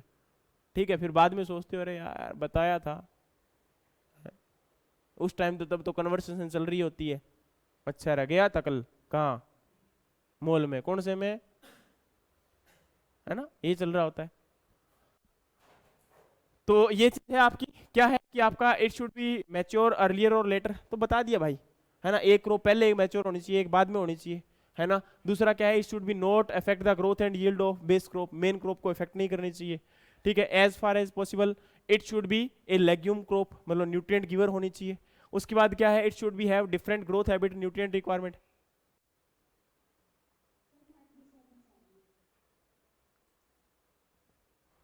It should have different rooting depth, बता दिया। It should have different canopy development and sunlight requirement, बताया था कि नहीं बताया था? कोई भी चीज ऐसी है जो बताई नहीं, इसलिए मैं इनको पीपीटीज को नहीं पढ़ता हूं, क्योंकि यहां पर हर चीज आपकी जो बताई गई है ऑलरेडी क्या है? डिस्क्राइब्ड है। ठीक है, अब आपके सामने होगा कि आपकी पीपीटीज को क्यों नहीं पढ़ा जाता। इसलिए नहीं कि इनमें कुछ नया मिल जाएगा, इसलिए कि आपको समझाया जा चुका है। पढ़ने की नीड किसकी है? आपकी है। 10 मिनट आपको देना ही पड़ेगा। सेम बात यहाँ पर लिखी है कि एडवांटेज क्या है, उसके बाद आपका डिसएडवांटेज क्या है, उसके बाद आपका अगर हम बात करें तो टाइप ऑफ इंटरक्रॉपिंग क्या है। लेकिन यहाँ पर there are 4 type of mix intercropping system. जो मिक्स इंटरक्रॉपिंग किया जा रहा है, एक फील्ड में आपकी क्रॉप को लगाया जा रहा है, तो उनके पैटर्न भी हो सकते हैं और विदाउट पैटर्न भी हो सकते हैं। अब देखो इन दोनों में, इनमें कहानी दिक्कत आती है, कोई दिक्कत नहीं है, बस सिंपल सी बात है। पहला वर्ड है कि आपका रो इंटरक्रॉपिंग।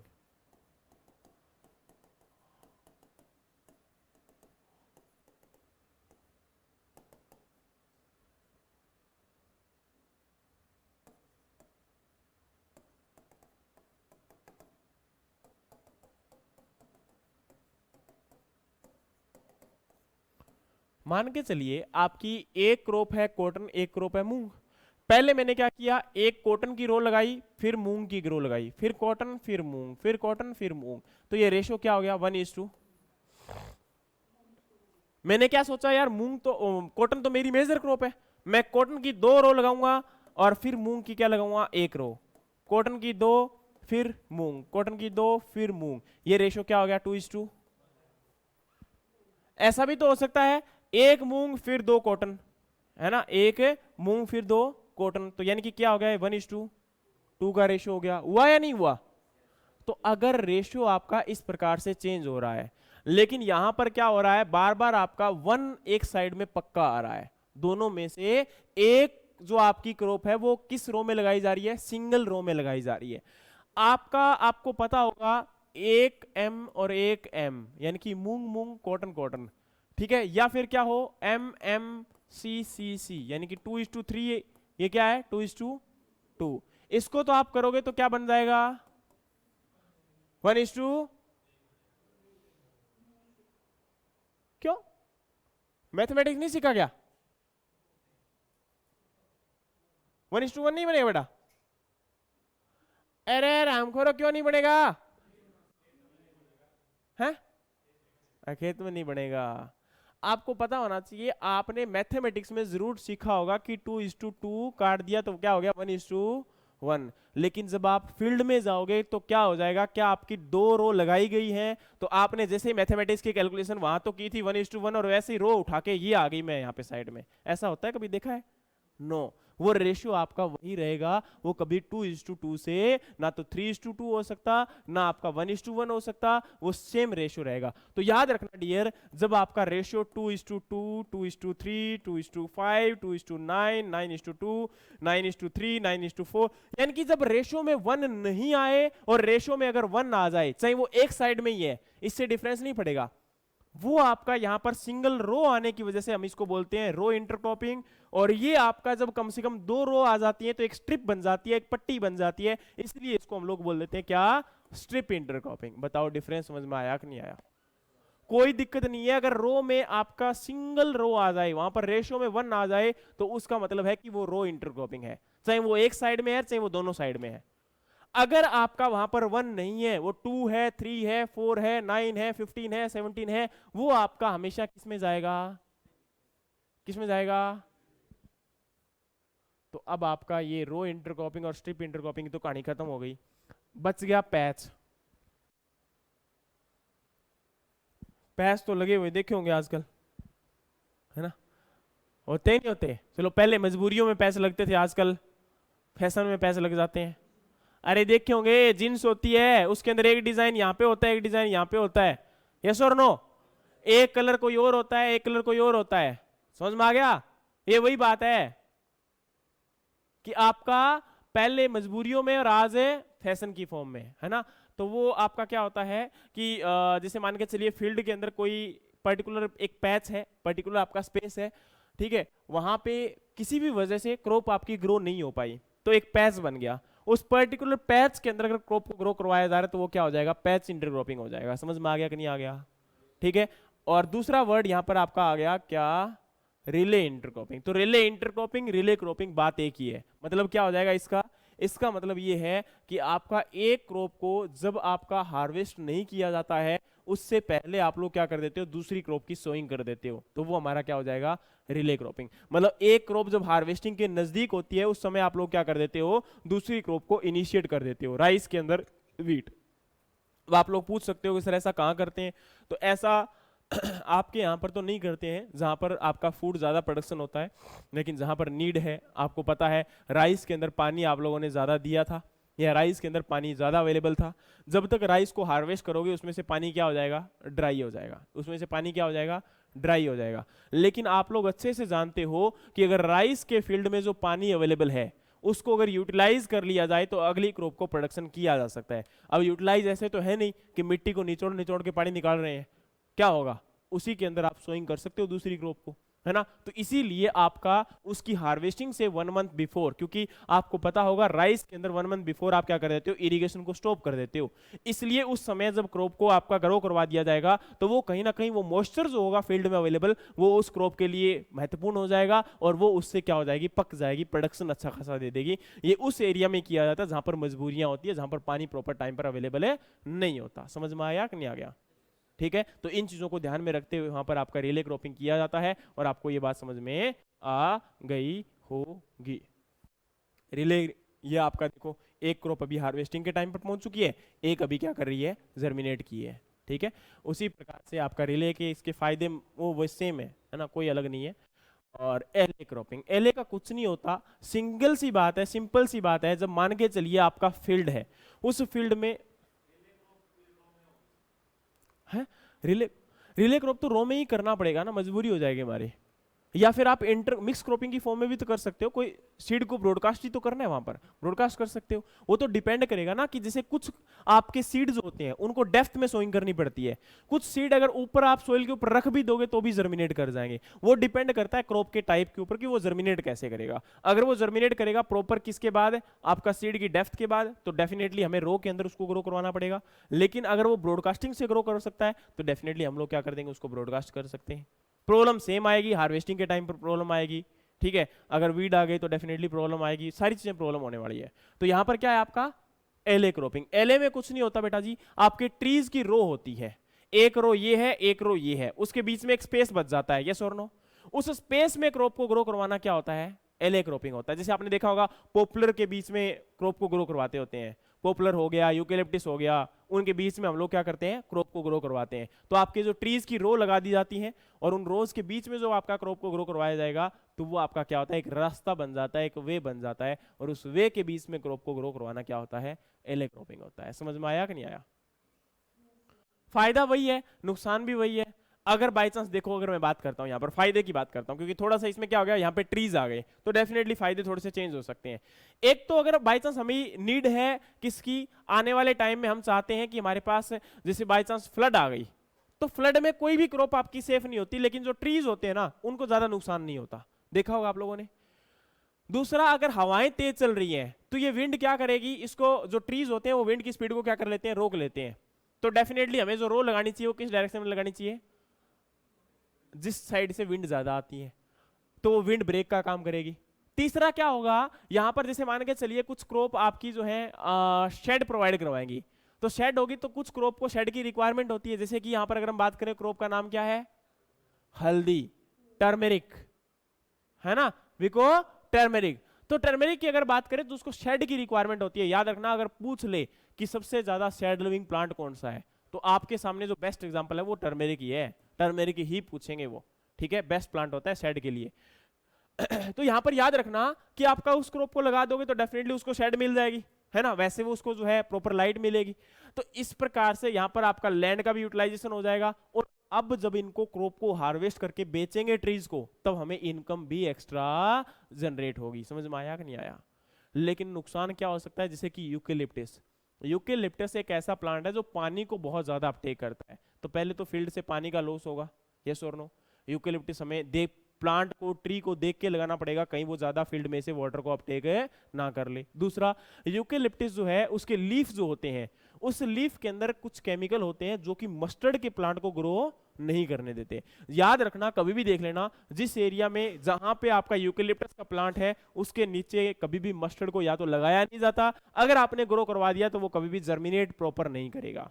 ये लिख के दे सकता हूं आपको। ऐसा रीजन क्यों होता है, क्योंकि आपके यूकेलिप्टस के लीफ में एक ऐसा केमिकल रिलीज होता है जो कि एंटागोनिस्टिक इफेक्ट करता है, किसके ऊपर है, प्लांट के ऊपर। समझ में आया कि नहीं आया? तो इस प्रकार से हमें केवल चूजी क्रॉप को, हम हर एक क्रॉप को यहां पर ग्रो नहीं करवा सकते। जिन क्रॉप को शेड की रिक्वायरमेंट नहीं होती उनको हम यहां पर नहीं लगा सकते। तो इस प्रकार से इसके भी क्या हो गए, आपके डिसएडवांटेज हो गए। समझ में आया कि नहीं आया? भाई फायदे और नुकसान हर चीज के हैं कि नहीं है? खाना खाने के भी फायदे हैं और खाना खाने के नुकसान भी है ना। तो अति होगी तो नुकसान है, और नॉर्मल खा रहे हो तो फायदा है। मल्टी स्टोरॉइड क्रॉपिंग, मल्टी स्टोरॉइड का मतलब क्या होता है, मल्टी स्टोरी, मल्टी स्टोरी मतलब डिफरेंट हाइट की क्रॉप को ग्रो करवाना। जैसे कि अगर हम बात करें प्रेजेंट टाइम में, आप लोगों ने देखा होगा आपका एक प्लांट लगा गया कोकोनट, दूसरा लगा दिया बनाना, तीसरा लगा दिया आपने हल्दी यानी कि टर्मेरिक। तो बताओ तीनों की हाइट अलग अलग हुई कि नहीं हुई? ठीक है, आपको पता है कोकोनट जो है वो प्रॉपर ऊपर जाकर आपका ग्रो होगा, उसके बाद बनाना को नॉर्मली शेड की कोई दिक्कत नहीं है, और हल्दी को वैसे कोई दिक्कत नहीं है। तीनों की हाइट अलग अलग हुई कि नहीं हुई? हो गई। और तीनों को हमने प्रोडक्शन में ले लिया, तो आपका multi storey building, multi tired, multi storey, कुछ भी बोल दो, एक ही बात होती है। तो डिफरेंट डिफरेंट लेयर बन गई आपकी एक प्रकार से, एक की लेयर यहां बन रही है, दूसरे की यहां बन रही है, तीसरे की यहां बन रही है। तो ये आपका क्या हो जाता है, मल्टी स्टोरी क्रॉपिंग हो जाता है, या फिर मल्टी टायर्ड क्रॉपिंग हो जाता है, मल्टी लेयर्ड क्रॉपिंग हो जाता है। अब बताओ समझ में आया कि नहीं आया? अरे ऑनलाइन वालों, वीडियो ऑन करना ना एक बार सबसे पहले, और डिफरेंट वो फायदे नुकसान वही है, क्रॉप कोई तो लगाया जा रहा है एक साथ में, ठीक है? करना सब लोग वीडियो ऑन एक बार ऑनलाइन में। पहले ये बताओ कि समझ में आ रहा है भाई? पक्का?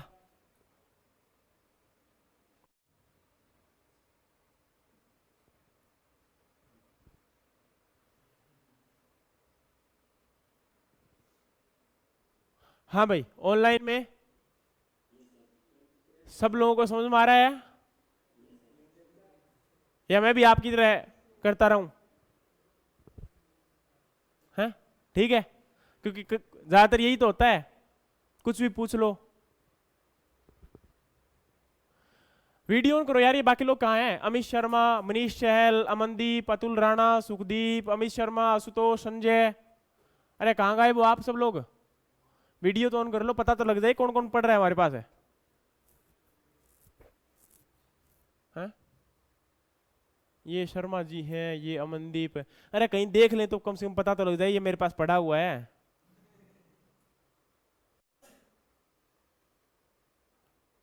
आकाश, श्रेणी, सोनू कुमार, अमित, हिंद, चलो भाई मत करो, अब इन लोगों का क्या बोले।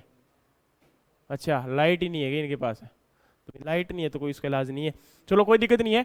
आपका ये समझ में आ गया यहां तक? पहले ये बताओ सभी लोगों को, खत्म नहीं हुई क्लास, अभी स्टार्ट है, चिंता मत करो। आगे हमारा आता है सिनर्जेटिक क्रॉपिंग। देखो यार, सिनर्जेटिक के अंदर कुछ ज्यादा डिफरेंस नहीं है, ये कुछ ज्यादा बड़ी कहानी नहीं है, इसके अंदर बस केवल ये पार्ट लास्ट बचा है आपका, इसके बाद कोई ज्यादा नहीं है।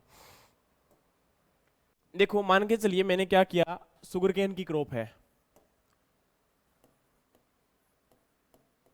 सुगरकेन की क्रॉप में आपका प्रोडक्शन होता है, ज्यादातर जो आपका प्रोडक्शन आप अपटेक करते हो वो कौन सा यूज करते हो? ग्राउंड के अबव का पार्ट यूज करते हो। लेकिन दूसरी क्रॉप मैंने यहां पर ग्रो करवा दिया, किसको? पोटैटो को। पोटैटो आपकी कैसी क्रॉप है? ट्यूबर। और ट्यूबराइजेशन कहां होता है? Soil, under the soil. तो एक चीज को ध्यान रखना डियर यहां पर, कि जो आपका यहां पर जो पोटैटो क्रॉप है वो आपकी ग्राउंड के अंदर है, और जो आपका सुगरकेन है वो ग्राउंड के बाहर है। लेकिन यहां पर इंपॉर्टेंट क्या है कि आपका ये जो ज्यादातर अपटेक करेगा, ज्यादा जो प्रोडक्शन करेगा वो बाहर रखेगा, इसका जो फैलाव होगा ज्यादातर कहां होगा? बाहर होगा, और इसका जो स्प्रेड होगा वो कहां होगा? ग्राउंड के अंडर होगा। तो यानी कि दोनों का कंपटीशन जो है वो अप्रोक्सीमेटली ना के बराबर है, ये और नो? चलो न्यूट्रिएंट का अपटेक मानते हैं, बाकी चीजें मानते हैं, लेकिन आपको पता होगा सुगरकेन के बीच में तो स्पेसिंग बहुत ज्यादा होती है, तो आराम से हम पोटैटो को क्या कर सकते हैं? बीच में ग्रो करवा सकते हैं। क्या पोटैटो और सुगरकेन कभी सेम पर्पस के लिए यूज होंगे? नो, इसका प्रोडक्शन अपना अलग रहेगा, इसका प्रोडक्शन अपना अलग रहेगा। समझ में आया कि नहीं आया? अच्छा, अब आप लोग एक बात बताओ, अगर सुगरकेन और पोटैटो को मैंने एक साथ में ग्रो करवा दिया, आपका सुगरकेन अगर अकेला लगाया जा रहा है, इंडिविजुअल में लगाया जा रहा है, तो सुगरकेन का प्रोडक्शन है 10 क्विंटल, और पोटैटो का प्रोडक्शन है आपका 5 क्विंटल। अगर अकेला लगाया जाए तो, साथ में नहीं लगा रहे हम, इनको क्या लगा रहे हैं? अलग अलग लगा रहे हैं। लेकिन मैंने क्या किया, मैंने दोनों को साथ में लगा दिया, मैंने क्या किया? दोनों को साथ में लगा दिया। अब मेरे पास प्रोडक्शन निकल के आया, सुगरकेन का तो 10 और इसका 3, टोटल कितना हो गया? एक बात बताओ, ये फायदा रहा या नुकसान रहा? अच्छा रहे। अभी एक और बताना, अगर सुगरकेन का प्रोडक्शन निकल के आता 7 क्विंटल और इसका प्रोडक्शन निकल के आता आपका 3 क्विंटल, अब बताओ फायदा होगा कि नुकसान होगा? क्यों? ये तो आपका सुगरकेन अकेला 10 ही दे रहा था ना, तो फायदा हुआ। अरे यस और नो भाई? 10 ही, यहां पर सुगरकेन भी आ गया, पोटैटो भी आ गया भाई नुकसान होगा। एफर्ट इंक्रीज हो रहे हैं, क्रॉप तो दो आ रही है, लेकिन प्रोडक्शन अगर इक्विवेलेंट में चला जाता है या माइनस में चला जाता है, उस केस में आपका नुकसान होगा। आपको एडिशन नहीं हो रहा है, वहां पर नेगेटिविटी हो रही है, वहां पर रिप्लेस किया जा रहा है आपके प्रोडक्शन को। आपका सुगरकेन का प्रोडक्शन जो है वो रिप्लेस कर दिया किसने? पोटैटो ने। आपका एक प्रकार से पोटैटो का प्रोडक्शन किसने रिप्लेस कर दिया? सुगरकेन ने। अगर यहां पर 6-2 हो जाता है, 5-3 हो जाता है, तो भी प्रोडक्शन क्या हो रहा है? यहां पर रिप्लेस हो रहा है। हो रहा है कि नहीं हो रहा? तो रिप्लेसमेंट में नुकसान हो रहा है कि आपका यहां पर एडिशन में नुकसान हो रहा है? रिप्लेसमेंट में नुकसान हो रहा है। इसीलिए आपका जो सिनर्जेटिक क्रॉपिंग होता है वो दो क्रॉप को एक साथ में लगाना होता है और उससे पर यूनिट एरिया का प्रोडक्शन इंक्रीज करना होता है। यानी कि पर यूनिट एरिया से अगर आपका प्रोडक्शन इंक्रीज हो रहा है तो फायदा हो रहा है। तो यहां पर आपका दो सीरीज निकल के आती है, एक आपकी एडिटिव और एक आपकी रिप्लेसमेंट। एडिटिव सीरीज में क्या होता है कि आपका लैंड इक्विवेलेंट रेशियो आपका मोर देन 1 होता है, लेकिन यहां पर रिप्लेसमेंट सीरीज में land equivalent ratio less than 1 होता है। कैसे होता है? एक मिनट समझाता हूं, लेकिन समझ में आया कि नहीं आया पहले ये कहानी जो मैंने अभी आपको बताई थी? यस और नो? भाई यहां पे आपका प्रोडक्शन जो था वो इस प्रकार से इंक्रीमेंट की फॉर्म में आ रहा था, तो एडिशन हो रहा था, इसलिए हमने उसको क्या बोल दिया? Additive series. ये याद रखने का तरीका है, कोई मतलब वो नहीं है कि आपका मतलब इसको आपने मतलब धुरंधर मतलब ठीक है भाई साइंटिफिक ये तो प्रूफ ही हो गया आज यहाँ पे, ऐसा कुछ नहीं है। ये किस लिए है कि आप लोग याद रख सको कि रिप्लेसमेंट सीरीज में फायदा होगा, उसमें लैंड इक्विवेलेंट रेशियो ज्यादा होगा या इसमें लैंड इक्विवेलेंट रेशियो ज्यादा होगा। समझ में आया? ये रेशियो होता क्या है समझाता हूं, लेकिन पहले ये बताओ कि एडिशन में आपका मोर देन क्या होगा? 1 होगा, और आपका रिप्लेसमेंट सीरीज में लेस देन। ये बात तो समझ में आ गई होगी सभी को। चलो यहां पर आपका अब आपका जो लैंड इक्विवेलेंट रेशियो है, मैं इसकी कहानी आपको समझाता हूं, ठीक है?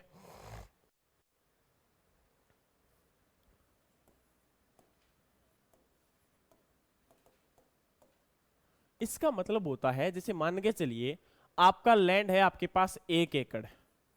अब 1 एकड़ 1 हेक्टेयर ये अपने आप में क्या होती है? यूनिट होती है। अपने आप में क्या होती है? ये यूनिट होती है। एक यूनिट के अंदर कितना आपका प्रोडक्शन हो रहा है, एक यूनिट के अंदर आपका कितना प्रोडक्शन में एडिशन हो रहा है ना? ये चीजें अभी जैसे आपका देखते हैं यहां पर मान के चलिए आपका सुगरकेन को लगाया था और पोटैटो को लगाया था।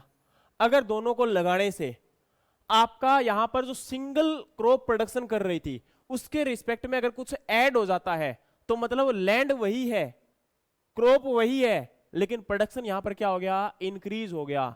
तो इसीलिए उसके अंदर लैंड इक्विवेलेंट रेशियो क्या हो जाता है? ज्यादा हो जाता है, इंक्रीज हो जाता है। लेकिन अगर हम बात कर देंगे यहां पर आपका कम हो जाता है प्रोडक्शन, तो उस केस में लैंड इक्विवेलेंट रेशियो क्या हो जाता है? डिक्रीज हो जाता है। ये रेशियो होता ये है कि आपका सिंगल क्रॉप एक पर्टिकुलर लैंड में कितना प्रोडक्शन बेटर देती है with respect to intercropping. With respect to intercropping वो हमारा क्या होता है? लैंड इक्विवेलेंट रेशियो होता है कि लैंड इक्विवेलेंट है, लैंड बराबर है, लैंड वही है, लेकिन सिंगल क्रॉप को ग्रो करवाने से और उसको मल्टीपल में ग्रो करवाने से कितना आपका बेनिफिट निकल के आ रहा है, कितना उसके परसेंटेज में रेशियो निकल के आ रहा है। अगर वो वैल्यू मोर देन 1 दे रहा है, मतलब सिंगल यूनिट दे रहा है, जैसे मान के चलिए मैं क्या करता हूं यहां पर, अब आपका कोई पर्सन है ना, दो दोस्त हैं, दोनों दोस्त अगर मिलके काम करते हैं तो भी क्या करते हैं? आपका एक ही काम करते हैं लेकिन 1 घंटे में कर देते हैं। लेकिन दोनों को अलग अलग काम करता हूं तो एक ही काम करते हैं लेकिन दोनों अलग अलग 2-2 घंटे लेते हैं। तो मतलब क्या हुआ? उनकी प्रोडक्टिविटी दोनों को साथ मिलाने से ज्यादा हो रही है कि नहीं हो रही? तो डेफिनेटली यहां पर आपको प्रोडक्टिविटी ज्यादा करने से फायदा होगा, कम करने से फायदा होगा? ज्यादा करने से फायदा होगा। इसलिए याद रखना एडिटिव सीरीज फायदा होता है, रिप्लेसमेंट सीरीज में नुकसान होता है, ठीक है? तो ये आपका यहां पर सीक्वेंशियल मल्टीपल क्रॉपिंग बताया था कि नहीं बताया था? डबल, ट्रिपल और आपका क्वाड्रपल। तो ये रहा आपका डबल और ये आपका देखो प्रोडक्शन हो रहा है, उसके बाद आपका ट्रिपल और ये आपका क्वाड्रपल। कर लोगे या नहीं करोगे? और रेतुन क्रॉपिंग या रेतुनिंग, इसमें क्या होता है? आपका सुगरकेन को नीचे से काट देते हो, ऊपर से आपका प्लांट है दोबारा ग्रो कर जाता है। देखा है कि नहीं देखा आपने? उसको आप लोग क्या बोलते हो? रेतुनिंग या रेतुन क्रॉपिंग। समझ में आ गया कि नहीं आ गया? और नेक्स्ट आपका फैलो इन रोटेशन तो बता ही दिया आपको, लैंड को खाली छोड़ना, ठीक है। अब ये आपकी डिफरेंट डिफरेंट यूनिट है, बेस क्रॉप बोल दो, मेन क्रॉप बोल दो, एक ही बात है। इंटर क्रॉप बोल दो, मेन क्रॉप, बेस क्रॉप, एक ही बात है। कंपेनियन कंपोनेंट बता दिया, मिक्स क्रॉपिंग बता दिया। ये आ गया लैंड इक्विवेलेंट रेशियो और इसका फॉर्मूला भाई।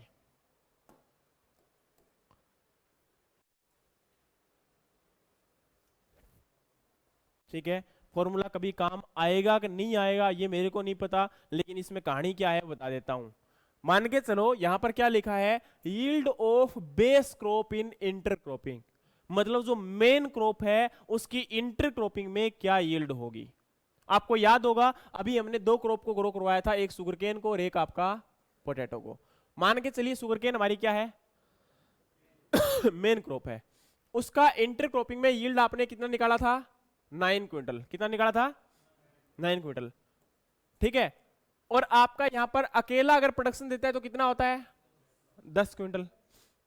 और आपकी इंटर क्रॉप क्या ग्रो करवाई थी पोटैटो, पोटैटो का इंटर क्रॉपिंग में प्रोडक्शन कितना निकाला आपने 3 क्विंटल, और आपका अकेले का कितना निकलता है 5 quintal.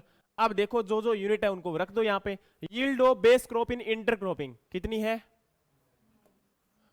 Divide by yield of base crop in sole cropping कितना हो गया 9/10, प्लस में yield of intercrop in intercropping कितनी आ गई 3, डिवाइड बाय 5, वैल्यू क्या आ गई यहां पर 0.9, प्लस में क्या आ गई यहां पर 0.6, ये मोर देन 1 है कि नहीं है 1.5, ये आपका मोर देन 1 हुआ कि नहीं हुआ, तो इसमें क्या हुआ एडिटिव सीरीज आ गई। लेकिन ये अगर लेस देन वैल्यू 1 आ जाती तो प्रोडक्शन मान के चलिए यहां पर मैं लिख देता हूं 6, यहां पर कर देता हूं 2, तो देख लो भाई 6/10 प्लस में 2/5 कितना आ गया 0.6 प्लस 0.4, ये क्या आ गया 1 वैल्यू आ गया एग्जैक्टली, ठीक है। या तो वैल्यू 1 से कम होगी या वैल्यू 1 से क्या होगी ज्यादा होगी, 99% यही चांस होंगे, ठीक है। तो उस केस में वहां पर क्या हो जाएगा आपका यील्ड या तो डिक्रीज हो जाएगी या यील्ड क्या हो जाएगी। लेकिन हमारे लिए फायदा क्या है, लैंड इक्विवेलेंट रेशियो हमेशा 1 से क्या होना चाहिए ज्यादा होना चाहिए। अब आपको ये वैल्यू तो समझ में आ गई ना कि क्या रखी कहां रखी थी, इसमें भूलोगे तो नहीं कभी। यानी कि इंटर क्रॉपिंग में प्रोडक्शन क्या है और सोल क्रॉपिंग में प्रोडक्शन क्या है, पहले चाहे मेन क्रॉप ले लो चाहे इंटर क्रॉप ले लो, बात तो एक ही है ना। आगे पीछे कर दोगे तो कौन सी वैल्यू चेंज हो जाएगी, यहाँ पर कौन सा माइनस करना है प्लस ही तो करना है, तो पहले यहाँ इसको लिख लो चाहे यहाँ इसको लिख लो दोनों का इंटर क्रॉपिंग में प्रोडक्शन क्या है और आपका बेस क्रॉपिंग में प्रोडक्शन क्या है, 1 होता ही नहीं है, वैल्यू दोनों में से एक ही आएगी, वो वहां पे कंफर्म है, या तो वैल्यू 1 से ज्यादा होगी या वैल्यू 1 से कम होगी, इक्विवेलेंट कभी नहीं रहता, ठीक है। क्योंकि ये फील्ड है यार, ये कोई आपका प्रैक्टिकल लाइफ होती तो अलग बात, मतलब सॉरी आपका अगर थ्योरेटिकल लाइफ होती तो हम वैल्यू 1 कर सकते हैं, कोई बड़ी बात नहीं है, यहाँ पे जैसे कर दिया। लेकिन प्रैक्टिकल लेवल में या तो प्रोडक्शन ज्यादा जाएगा या कम जाएगा, ये तो है फैक्ट है हमारा, तो यही चीज होगी। समझ में आ गया कि नहीं आ गया, अरे भाई ये समझ में आया या नहीं आया, कोई दिक्कत है, कोई समस्या है, पक्का अभी भी सोच लो अगर कोई दिक्कत है तो ये हमारा क्या था आज तक का पूरा पार्ट था। अब बताओ कि आगे पढ़ना है कि नहीं पढ़ना।